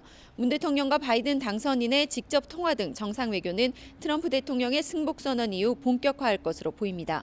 KBS 뉴스 우수경입니다. 미국을 방문 중인 강경화 외교장관은 앞으로 출범할 바이든 행정부의 대북 정책이 오바마 때와 같은 전략적 인내로 돌아가진 않을 거라고 밝혔습니다. 또 공식적인 말은 아꼈습니다만 현 미국 정부와 바이든 측 인사들을 다 접촉할 걸로 보이는데요. 워싱턴 서지영 특파원이 보도합니다. 차기 미 대통령 당선인이 결정된 시기 방미한 강경화 외교장관은 취재진의 질문에 말을 아꼈습니다. 바이든 측 인사들과 접촉하겠다고 밝혔지만 누구를 만날지, 어떤 논의를 할지에 대한 답변은 없었습니다. 아마 만난다 하더라도 그쪽에서도 좀 조심스러운 면이 있어서 공개적으로 할 것 같지는 않습니다. 정권 교체가 예정된 상황이지만 한미 간 협의는 트럼프 행정부 인사들과 해야 하는 민감한 시기를 고려한 것으로 보입니다. 강 장관은 다만 바이든 행정부의 대북 정책이 과거 오바마 행정부 당시 전략적 인내로 회귀하진 않을 것 같다고 말했습니다. 그동안 접촉한 바이든 측 인사들의 발언을 토대로 한 판단이라고 설명했습니다. 강 장관은 종전선언, 정상 간 톱단 외교 등 트럼프 정부의 대북 외교 기조가 유지될 것인지를 묻는 질문에는 신중한 입장을 보였지만 비핵화 협상을 위한 우리 정부의 역할이 계속될 것임은 분명히 했습니다. 일단 지난 3년간의 그런 여러 가지 경과라든가 성과를 바탕으로 만들어 나가야 된다. 우리는 그렇게 생각하고 있습니다. 강 장관의 이번 방미는 지난달 방한이 무산된 폼페이오 미 국무장관의 초청으로 이뤄졌습니다. 방문 둘째 날인 9일 한미 외교장관 회담도 갔습니다. 한미 간 현안이 논의될 예정이지만 이를 진전시키는 데는 한계가 있을 것으로 보입니다. 이번 방미에는 이도훈 한반도 평화교섭본부장도 동행했습니다.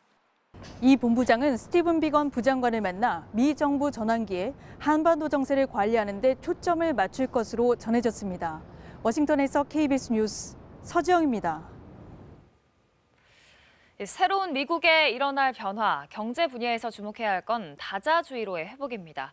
대규모 경기 부양책까지 예고되면서 우리 경제에 긍정적으로 작용할 거란 분석이 많은데요. 다만 미중 무역 갈등에는 더 세밀히 대비해야 한다는 지적이 있습니다. 오승목 기자입니다. 바이든 시대, 미국 경제 기조의 가장 큰 변화 가능성은 다자주의의 회복입니다. 트럼프식의 일방적인 미국 우선주의 보호무역보다는 WTO 중심의 국제무역 질서가 강조될 것으로 보입니다. 이런 기조 아래 대규모 정부 지출을 통한 경기 부양이 예고된 상태입니다. It's the fastest growing jobs, and they pay good prevailing wages, $45, $50 an hour. We can grow and we can be cleaner if we go the route I'm proposing. 친환경 기반 시설에만 4년간 2조 달러, 교육과 건강 분야까지 합하면 앞으로 10년 동안 5조 3천억 달러를 쓸 거란 분석도 있습니다. 수출 위주의 우리 경제엔 큰 호재가 될 수 있습니다.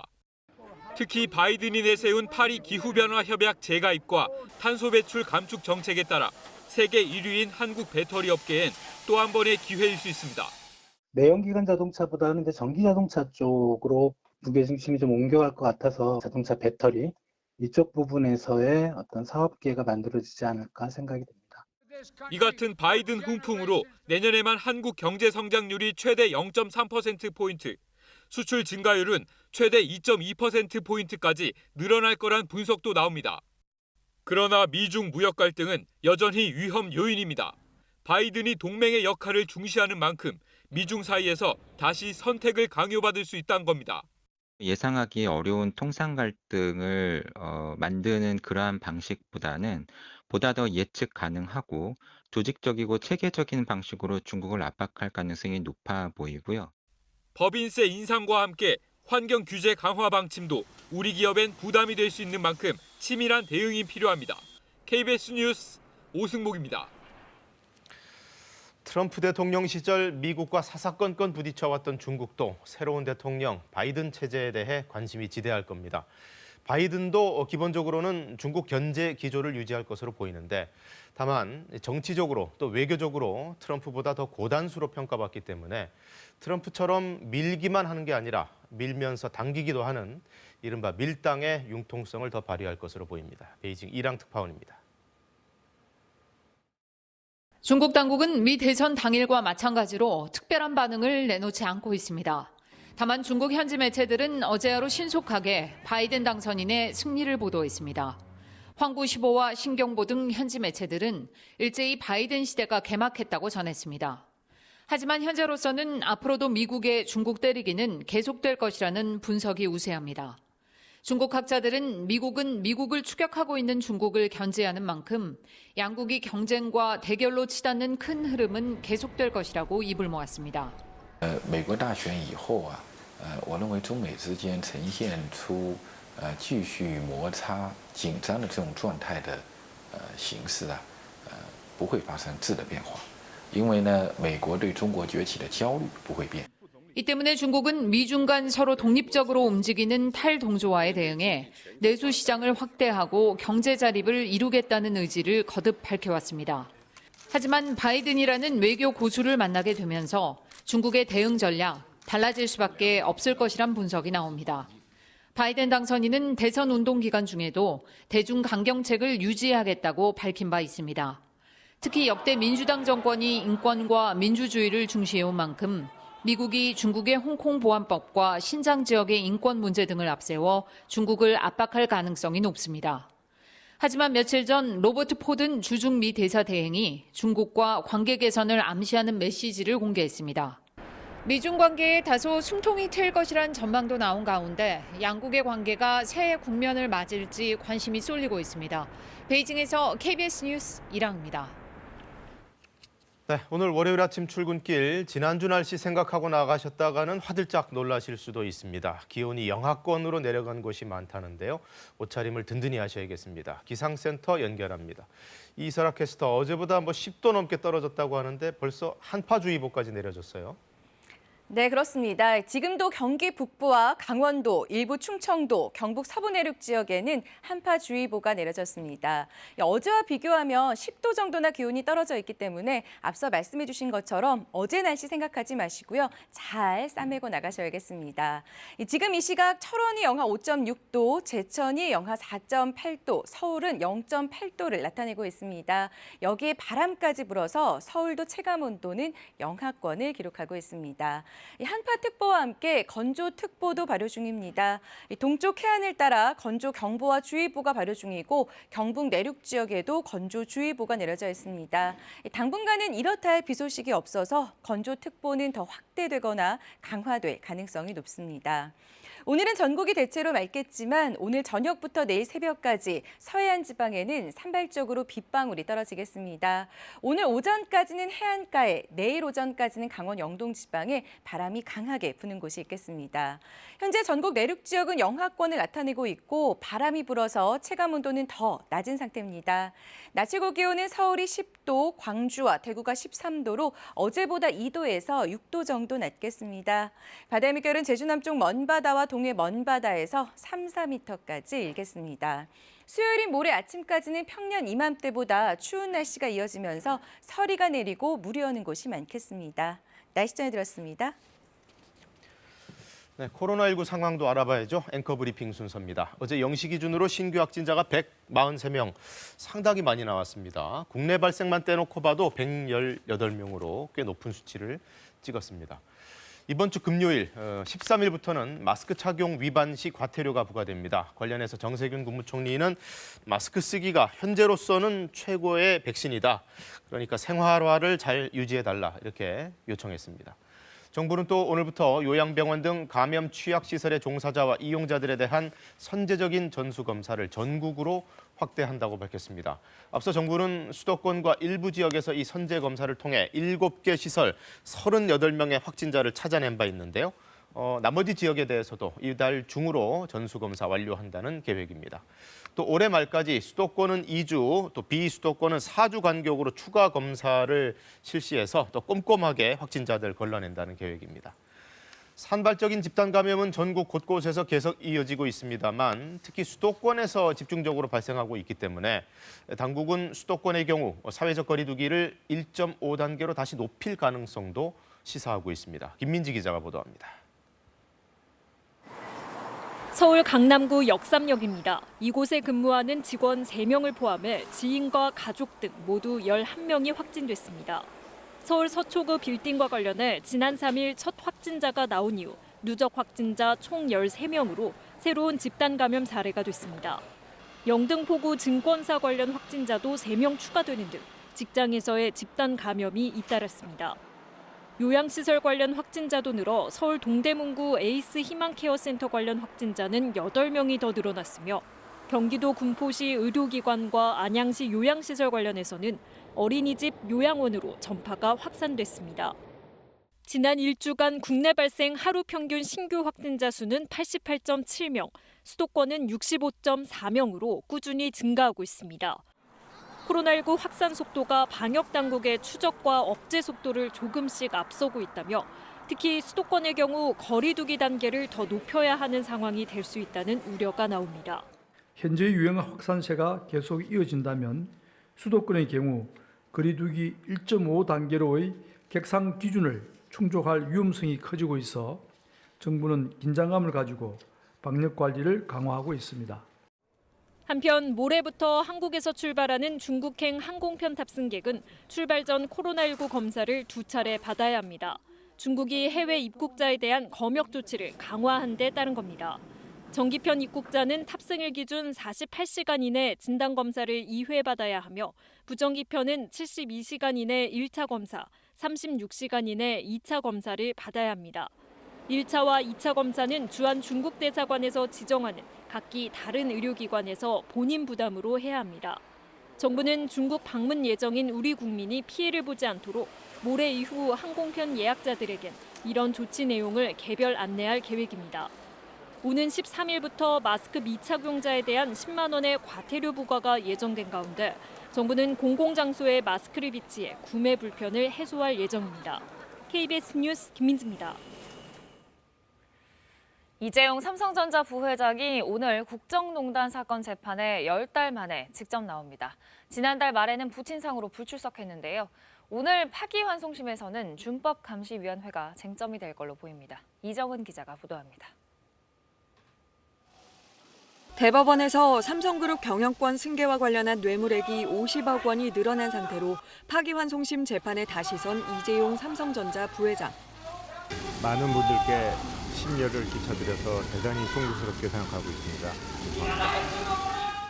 지난달 열린 공판 준비기일에는 아버지인 이건희 회장의 별세로 출석하지 않았었는데 오늘 10달 만에 다시 재판에 출석합니다. 앞서 재판부는 삼성의 준법감시제 마련을 주문했는데 특검 측이 이에 반발해 재판부 기피 신청을 내면서 재판은 9달간 중단됐습니다. 기피 신청이 대법원에서 기각되면서 재판이 재개됐는데 재판부는 특검과 변호인 측 항소 이유를 듣고 재판 절차를 논의할 예정입니다. 특히 오늘 재판에서는 삼성 준법감시위원회의 실효성을 점검할 전문심리위원단 지정 문제에 대한 의견이 오갈 것으로 보입니다. 앞서 재판부는 준법감시위가 실효적으로 운영된다면 진정한 반성에 해당돼 양형 조건으로 고려될 수 있다고 밝혀 논란이 일었습니다. 당초 특검은 이에 반발해 전문심리위원 추천에 응하지 않았는데 재판부 지휘에 따라 지난달 29일 후보자를 추천했습니다. 박근혜 전 대통령과 최서원 씨에게 삼성 경영권 승계와 관련해 뇌물을 넘겨준 혐의 등으로 재판에 넘겨진 이재용 부회장. 파기환송심에서 뇌물공여 액수 인정액이 항소심보다 높아져 다시 실형을 선고받을 수 있다는 분석이 나오는 가운데 준법감시위원회가 감형 요인이 될 수 있을지 여부를 놓고 재판부와 특검, 변호인 간의 치열한 법리 다툼이 예상됩니다. KBS 뉴스 이정은입니다. 총수 누나가 지배하는 회사에 10년 넘게 일감 몰아주기를 해온 기업이 공정위에 적발돼 수백억 과징금을 물게 됐습니다. 하나그룹 주력 계열사인 한화솔루션이 김승현 회장 친누나 회사인 한익스프레스에 그렇게 한 건데요. 보도에 성민수 기자입니다. 한때 하나그룹 계열사였던 한익스프레스입니다. 총수인 김승현 회장이 이 회사를 차명 보유한 사실이 드러나자 김 회장은 2009년 친누나와 조카에게 지분을 모두 넘겼습니다. 주인이 바뀐 건데 공정거래위원회는 이 업체가 한화그룹 주력 계열사인 하나솔루션의 물류를 10년 넘게 독점해왔다고 밝혔습니다. 범총수 일가라 할 수 있는 친누나 일가가 지배하는 회사에 물류 일감을 몰아주어 인위적으로 시장 경쟁 질서를 왜곡한 한화솔루션은 컨테이너 운송 전체를 맡기면서 정상가보다 10% 넘는 비싼 가격에 계약을 맺었고 이 덕에 한익스프레스가 11년간 87억 원의 초과 수익을 올렸다는 게 공정위의 판단입니다. 공정위는 또 하나솔루션이 화학물질 판매 운송 과정에 한익스프레스를 끼워 넣는 이른바 통행세 거래도 했다고 봤습니다. 원래는 각 대리점이 전담 운송사를 별도로 계약했는데 여기에 한익스프레스를 끼워 넣었다는 겁니다. 한익스프레스가 챙긴 수수료는 운송비의 20%, 그러나 역할이 전혀 없었다고 공정위는 결론 냈습니다. 이에 대해 한익스프레스 측은 안전관리 분야에서 중요한 역할을 했다고 주장했습니다. 한화솔루션 역시 효율성과 안전을 위한 결정이었을 뿐 혈연관계를 이유로 거래한 건 아니라고 반박했지만 받아들여지지 않았습니다. 공정위는 한화솔루션과의 10년 넘는 거래로 한익스프레스가 올린 매출이 2,300억 원, 부당지원금이 178억 원이라며 두 회사에 230여 원의 과징금을 물렸습니다. 또 하나솔루션을 검찰에 고발했습니다. 하나그룹 측은 공정위 결정에 동의할 수 없다며 행정소송에 나서겠다고 밝혔습니다. KBS 뉴스 성민수입니다. 대전 도심의 아파트 단지에 멧돼지 3마리가 출몰했습니다. 한 마리는 포획됐지만 나머지 2마리는 자취를 감췄는데요. 성용희 기자가 보도합니다. 대전 도심의 아파트 단지 안으로 멧돼지 2마리가 잇따라 뛰어들어갑니다. 이곳저곳 휘젓고 다니던 멧돼지들, 쓰레기를 버리던 주민을 아슬아슬 스쳐 지나가자 주민은 놀란 가슴을 쓸어내립니다. 아파트 단지에 나타난 멧돼지 가운데 한 마리는 이처럼 유리창을 깨고 지하실 안으로 들어갔습니다. 지하실에 갇힌 멧돼지는 소방과 유해조수 포획단이 출동해 합동으로 포획했습니다. 저희가 보유하고 마취총을 가지고 마취 실시했습니다. 하나 마취가 잘 이루어지지 않았기 때문에 동물 포획단을 요청을 해서 엽사한테 사살을 요청한 상황입니다.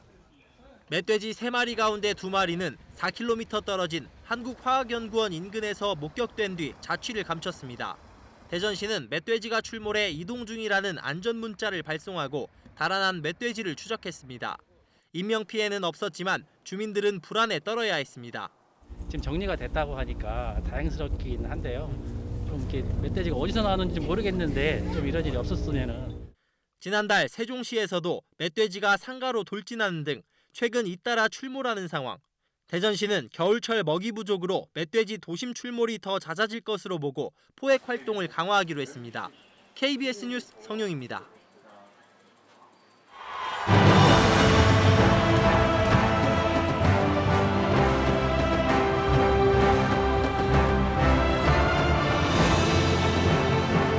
A victory for we the people.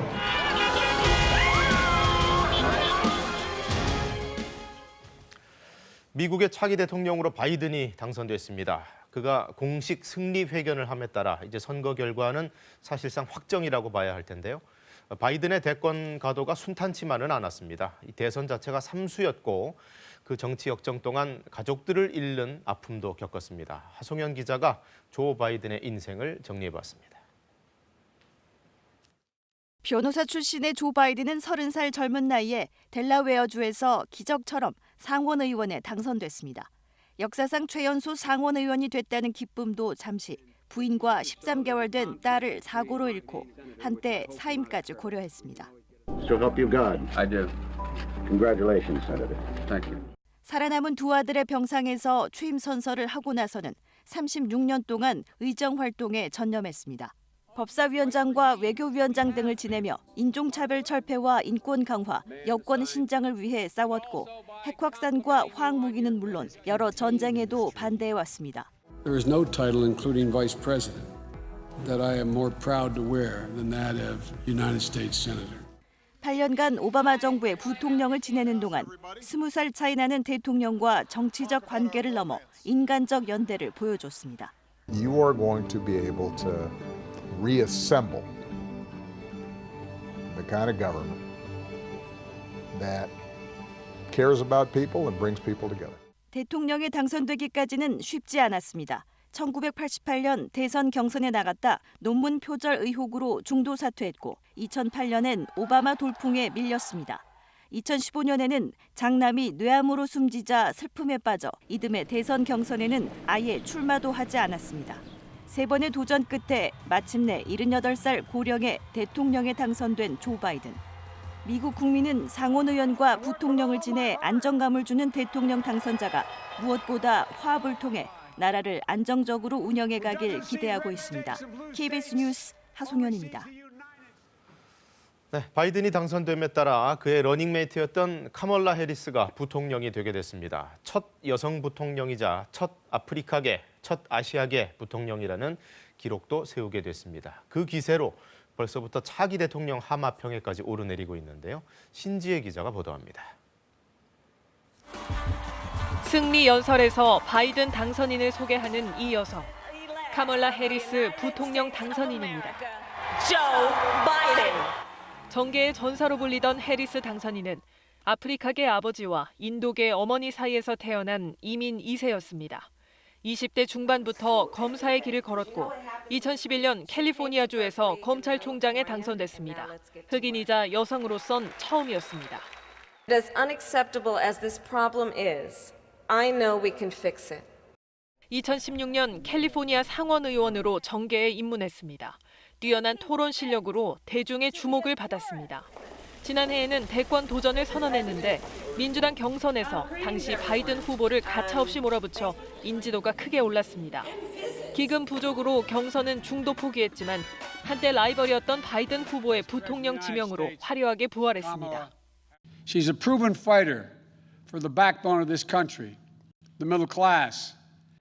이번 당선으로 해리스 당선인은 미국 역사상 첫 여성이자 아프리카계 또 아시아계 부통령이라는 기록을 남기게 됐습니다. While I may be the first woman in this office, I will not be the last. America is ready, and so are Joe and I.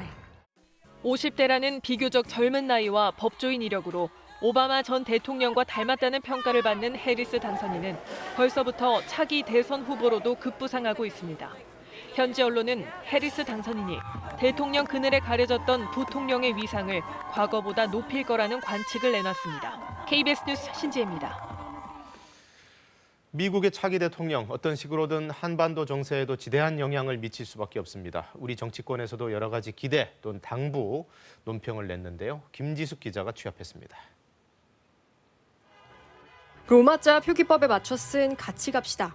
지난달 바이든 후보 시절 우리 언론에 보낸 기고문 마지막 문구인데 정치권은 이를 인용해 한미동맹을 강조했습니다. 민주당은 우선 북미 대화 재개의 필요성을 제기했습니다. 한미 공조 체제 속에서 한반도 비핵화 및 항구적 평화 구축을 위해 북미 대화의 노력이 재개되어야 할 것입니다. 이낙연 대표도 바이든 당선인의 가치를 공유하는 타국과의 협력이 미국의 힘을 배가시킬 거라는 말에 동의한다면서 바이든 시대에 한미동맹이 더 굳건해지고 특히 한반도 평화 프로세스가 재가동되길 바란다고도 밝혔습니다. 국민의힘도 한미는 한국전쟁에서 맺어진 혈맹이라며 경제와 안보 협력을 당부했습니다. 다자간 무역을 다시 활성화할 때 자유무역의 신봉자인 대한민국도 함께 할 것입니다. 북한의 비핵화를 원칙으로 한 한반도의 평화 정책에도 힘을 모아주시기를. 김종인 비대위원장은 국제사회 리더로서 미국의 역할이 강화되길 바란다는 서면 논평을 내놨습니다. 앞으로 한미가 세계 평화와 번영을 위해 긴밀히 협력하는 계기가 되길 바란다고도 전했습니다. 정의당 김종철 대표는 바이든 행정부가 후보 시절 약속한 파리 기후협약 복귀와 방위비 분담금 문제에 대한 합리적 태도를 요청했습니다. 민주당에선 한반도 TF 소속 의원들이 오는 16일 미국 방문을 예약했고 국민의힘은 초당적 방미단 파견 의사를 타진 중입니다. KBS 뉴스 김지숙입니다. 국내 최대 철새 도래지 서산 천수만에는 이맘때면 가창오리 수십만 마리가 몰려와 군무를 하곤 했는데요. 여기서 가창오리가 사라졌습니다. 올해만이 아니고 벌써 10년째입니다. 무슨 일일까요? 유진환 기자입니다. 해질 무렵 가창오리 떼가 집단 비행을 시작합니다. 수십만 마리의 가창오리가 순간순간 엮어내는 군무는 그야말로 환상적입니다. 30만 마리의 겨울 철새가 찾아온 국내 최대 철새 도래지 천수만. 하지만 가창오리는 없습니다. 해마다 40~50만 마리씩 몰려왔던 가창오리 떼가 2010년쯤부터 천수만에서 사라졌습니다. 가창오리들이 이곳에 도래를 하더라도 이곳에서 월동을 하는 게 아니라 잠시 스쳤다 지나가는 그런 형태를 보여주고 있습니다. 추수를 마친 천수만 간척지. 철새 먹이인 낙곡은 찾아보기 힘들고 볏짚도 가축사례로 모두 걷어갑니다. 10여 년 전 현대가 간척지를 개인에게 분양한 뒤 소규모 영농으로 바뀌고 농기계 성능이 개선돼 생긴 결과입니다. 40만 마리의 가창오리 떼가 월동에 필요한 낙곡만 해도 대략 3천여 톤. 이제 천수만은 이런 먹이를 감당할 수 없게 된 것입니다. 머무를 수 있는 곡식이 없는 거예요. 그러니까 영원히 이제는 가창오리가 천수만에 오기는 이 상태로서는 어렵습니다. 시베리아에서 흩어져 사는 가창오리는 90% 이상이 이때쯤 우리나라를 찾아 화려한 군무를 연출합니다. 세계적인 철새 도래지 천수만의 가창오리가 사라지면서 그 명성도 흔들리고 있습니다. KBS 뉴스 유진환입니다. 네, 오늘 고척돔에서는 프로야구 플레이오프 1차전이 열립니다. 선발로 두산의 플렉센, KT의 소형준이 나와서 대결을 펼치는데요. 양 팀의 발야구에도 관심이 집중됩니다. 김도환 기자입니다. 1차전 상대 선발로 새내기 소형준이 발표되자 두산은 문제없다는 분위기였습니다. 코치들이 소형준의 견제 동작까지 알려준 가운데 LG전 과감한 주루의 주인공 이유찬은 자신감 그 자체였습니다.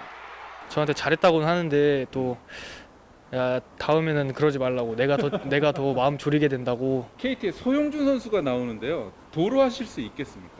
예, 자신 있습니다. 고척돔 땅 상태가 도루하기 괜찮으십니까?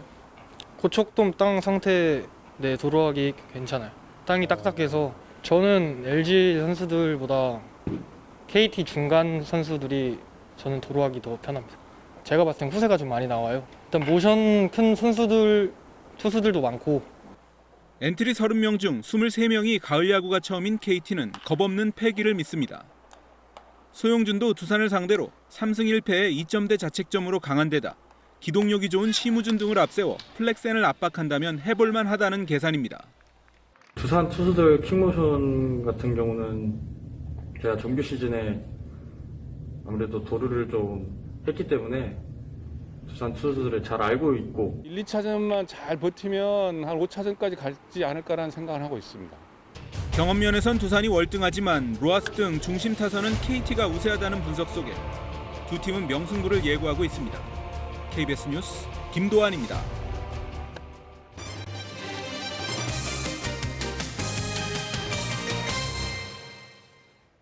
최근 배달 앱 시장이 급격하게 확산되면서 이젠 지방자치단체들까지 배달 앱 시장에 뛰어들고 있습니다. 공공 배달 앱을 개발해서 소상공인들의 부담을 덜어주겠다는 건데 이를 두고 광역과 기초자치단체가 출혈 경쟁을 벌이는 등 부작용도 적지 않습니다. 이청초 기자의 보도입니다. 지난달 27일 강원도는 공공 배달 앱 1단시켜 개발 계획을 발표했습니다. 불과 사흘 뒤 춘천시가 불러봄네라는 이름의 독자적인 배달 앱 개발 계획을 밝혔습니다. 둘 다 다음 달부터 시범 운영에 들어갑니다. 가입비, 수수료, 홍보비를 세금으로 내주는 것도 비슷합니다.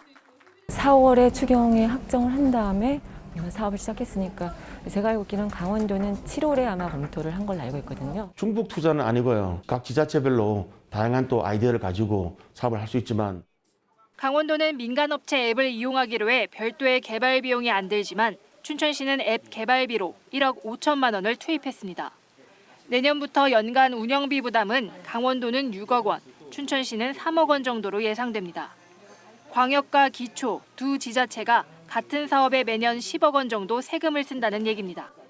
경쟁력 있는 배달앱을 하나 만들어주는 게 사실 저희에게 도움이 되는 것도 사실이고 세금 낭비만 되는 그런 부분이 아닐까도 생각이 듭니다. 더 근본적으로는 공공 영역이 민간 시장을 과도하게 침범할 수 있다는 점입니다.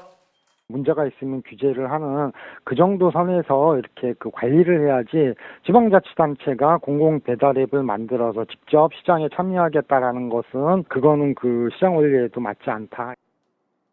경기도도 경기도 앱 따로, 성남시 앱 따로입니다. 반면 전북 익산시는 도단위 앱 개발 소식에 자체 앱 개발을 중단하기로 했습니다. KBS 뉴스 이청초입니다. 수십 년 동안 도로나 공원을 만들겠다는 계획만 세워져 있고 실행되지 않은 땅이 많습니다. 땅 주인들은 계획이 오랜 기간 미뤄지면서 토지 보상도 못 받고 재산권 행사도 할 수가 없어서 피해가 심각하다고 호소하고 있습니다. 양창희 기자가 취재했습니다. 전남 광양항 근처 4차로 도로입니다. 이곳에 10차로 도로를 내겠다는 계획이 세워진 건 지난 1991년. 이에 따라 주변 사유지는 30년 가까이 건물 신축 등이 제한되고 있습니다. 지난 7월 이렇게 수십 년간 집행되지 않은 시설의 계획을 푸는 일몰제가 시행됐지만 여전히 땅은 도시계획에 묶여 있습니다. 광양시가 일몰제 직전 30년 전 계획대로 도로를 만들겠다며 세부 계획을 내놨기 때문입니다. 땅 주인들은 재산권 피해가 막심하다며 행정소송을 냈습니다. 집행할 능력도 없고 예산도 없고 더 이상 국민의 재산권을 제한하고 의무로 보관 행위는 위법 부당하다고 생각합니다. 광양시는 예산이 없어 공사가 늦어졌을 뿐 계획을 백지화할 수는 없다는 입장입니다. 필요성이 없어서 못한다는 것보다는 재정적인 부분 때문에 많이 못했던 거고. 서울에서도 공원 계획이 풀릴 예정이던 땅들이 지난 6월 일몰제 시행 직전 도시자연 공원구역으로 묶이게 돼 땅 주인들이 소송을 내는 등 반발하고 있습니다. 자치단체의 예산 규모와 변화하는 인구 구조 등을 고려해서 도시계획의 틀을 다시 짜는 것도 고민해봐야 한다는 지적이 나옵니다. 재산권에 대한 기본적인 인식이 과거와는 많이 달라졌다는 것을 감안하면 앞으로 정부가 규제를 할 때 재산권 침해에 대해서 조금 더 조심해서 다뤄야 되고요.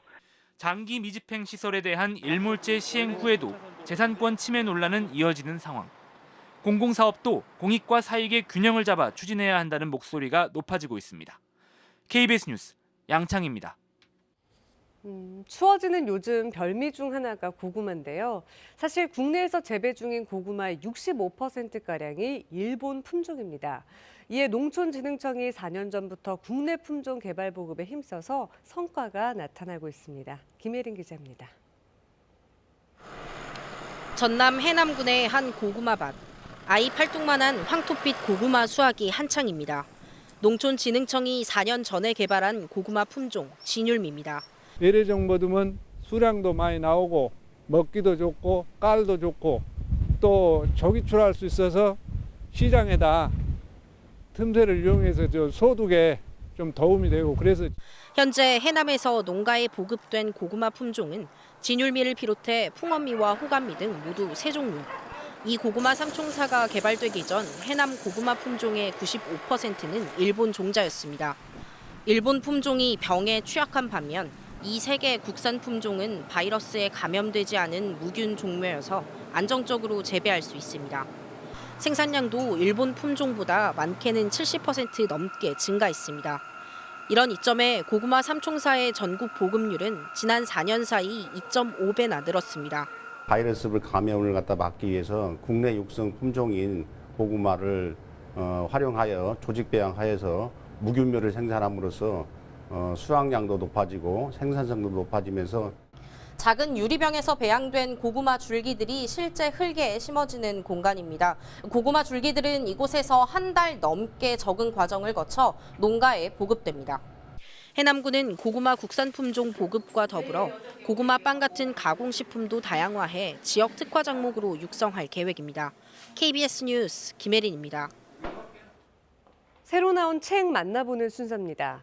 28살 나이에 뜻하지 않게 싱글맘이 돼서 지독한 빈곤 속을 헤매던 한 여성이 절망과 좌절을 딛고 꿈을 이뤄가는 감동적인 이야기가 독자를 찾아옵니다.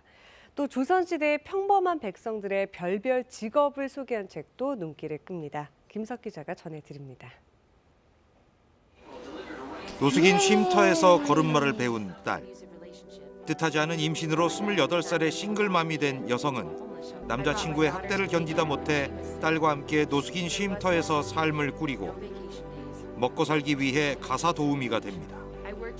끔찍한 가난과 허술한 복지제도, 저소득층을 향한 뿌리 깊은 편견까지 절망뿐인 나날들 속에서도 끝끝내 희망을 잃지 않은 것, 소중한 딸이 있다는 것, 그리고 작가가 되고 싶다는 꿈 덕분이었습니다. 그 꿈을 이룬 주인공의 이야기입니다. 이 책을 읽은 버락 오바마 전 미국 대통령은 이렇게 말했습니다. 지금도 생존하기 위해 끊임없이 거쳐가는 아슬아슬한 줄타기에 대한 묘사는 삶의 존엄성을 일깨워준다. 뉴욕타임스와 뉴스위크, 뉴요커가 뽑은 2019년의 책입니다. 여성을 등에 업은 남성.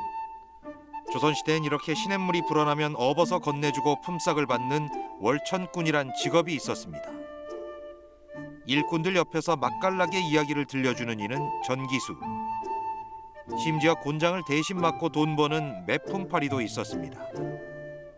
젊은 한국학 연구자들이 옛 문헌에서 찾아낸 양반도 선비도 아닌 조선 백성들의 별별 직업 67가지를 소개합니다. 예나 지금이나 온갖 극한 직업으로 생계를 잇는 서민들의 밥벌이는 흥미로우면서도 때론 눈물겹습니다.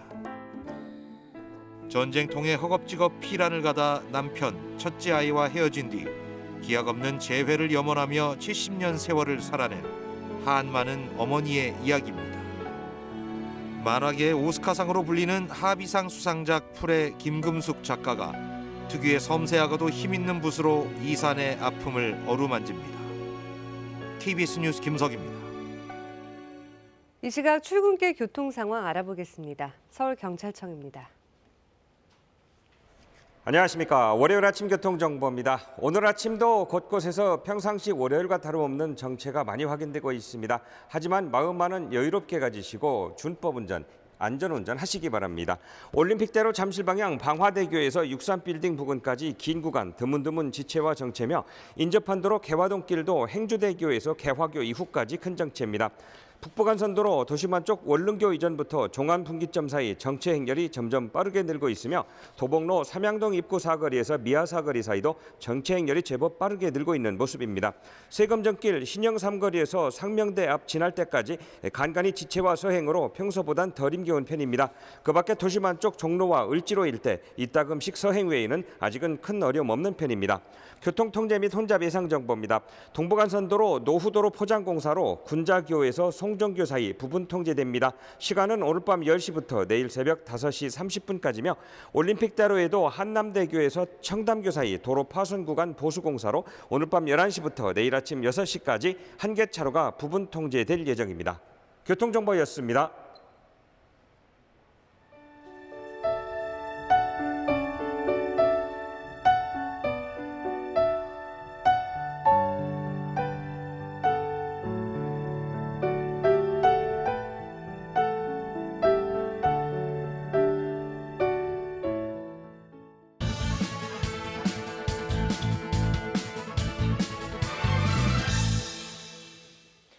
미 대선에서 조 바이든 민주당 후보가 승리를 확정지었습니다. 20명의 선거인단을 보유한 펜실베니아주에서 바이든이 이기자 미 언론들은 일제히 바이든의 승리를 기정사실화했습니다. 이에 따라 트럼프의 불복으로 혼돈 상태를 보이던 미 대선 정국은 또 한 고비를 넘게 됐습니다. 사실 1년 전만 해도 미국의 경제 호황에 힘입어서 트럼프의 우세가 점쳐졌습니다. 그러던 것이 코로나19로 인한 경제 불황과 방역 실패로 상황은 급반전됐고 여기에 흑인에 대한 차별 이슈까지 불거지면서 오늘의 상황에 이르렀다는 게 대체적인 분석입니다.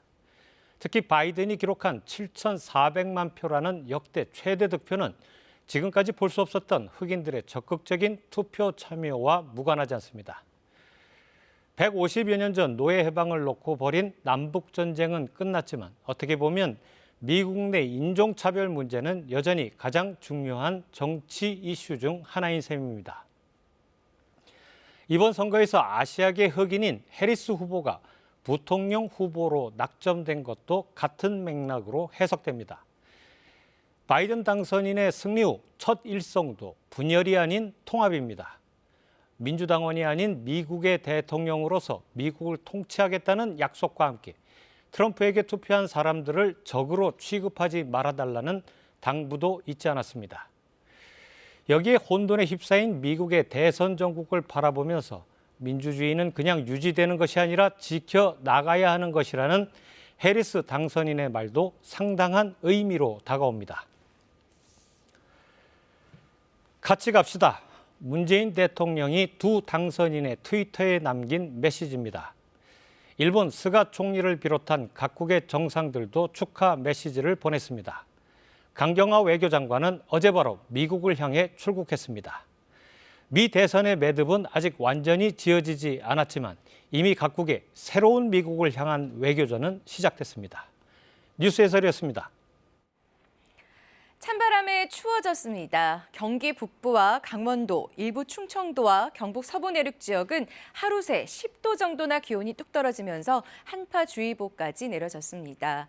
이번 가을 추위의 특징은 오래 가진 않는다는 건데요. 오늘 낮부터는 기온이 차차 오르면서 한파특보가 해제될 가능성이 높습니다. 대기가 무척이나 건조한 상태입니다. 강릉과 양양, 속초와 고성은 올가을 들어 처음으로 건조경보까지 내려졌습니다. 특히나 오늘은 강원 영동과 경북 동해안을 중심으로 바람도 강하게 부는 만큼 불이 나지 않도록 조심하셔야겠습니다. 오늘은 전국이 맑겠지만 일부 서해안을 중심으로 저녁부터 내일 새벽 사이 빗방울이 떨어지는 곳이 있겠습니다. 해안가는 오늘 오전까지, 강원 영동은 내일 오전까지 바람이 세게 부는 곳이 있겠습니다. 현재 서울은 0.8도에 바람이 불어 체감온도는 영하권을 맴돌고 있습니다. 내륙을 중심으로 영하권으로 떨어져 있어 서리가 내리고 무리한 곳도 많습니다. 낮 최고 기온은 서울이 10도, 춘천과 청주가 11도, 강릉과 대구가 13도로 어제보다 2도에서 6도 낮겠습니다. 날씨 전해드렸습니다. 네, 월요일 아침 뉴스광장 여기서 마칩니다. 시청해주신 여러분 고맙습니다.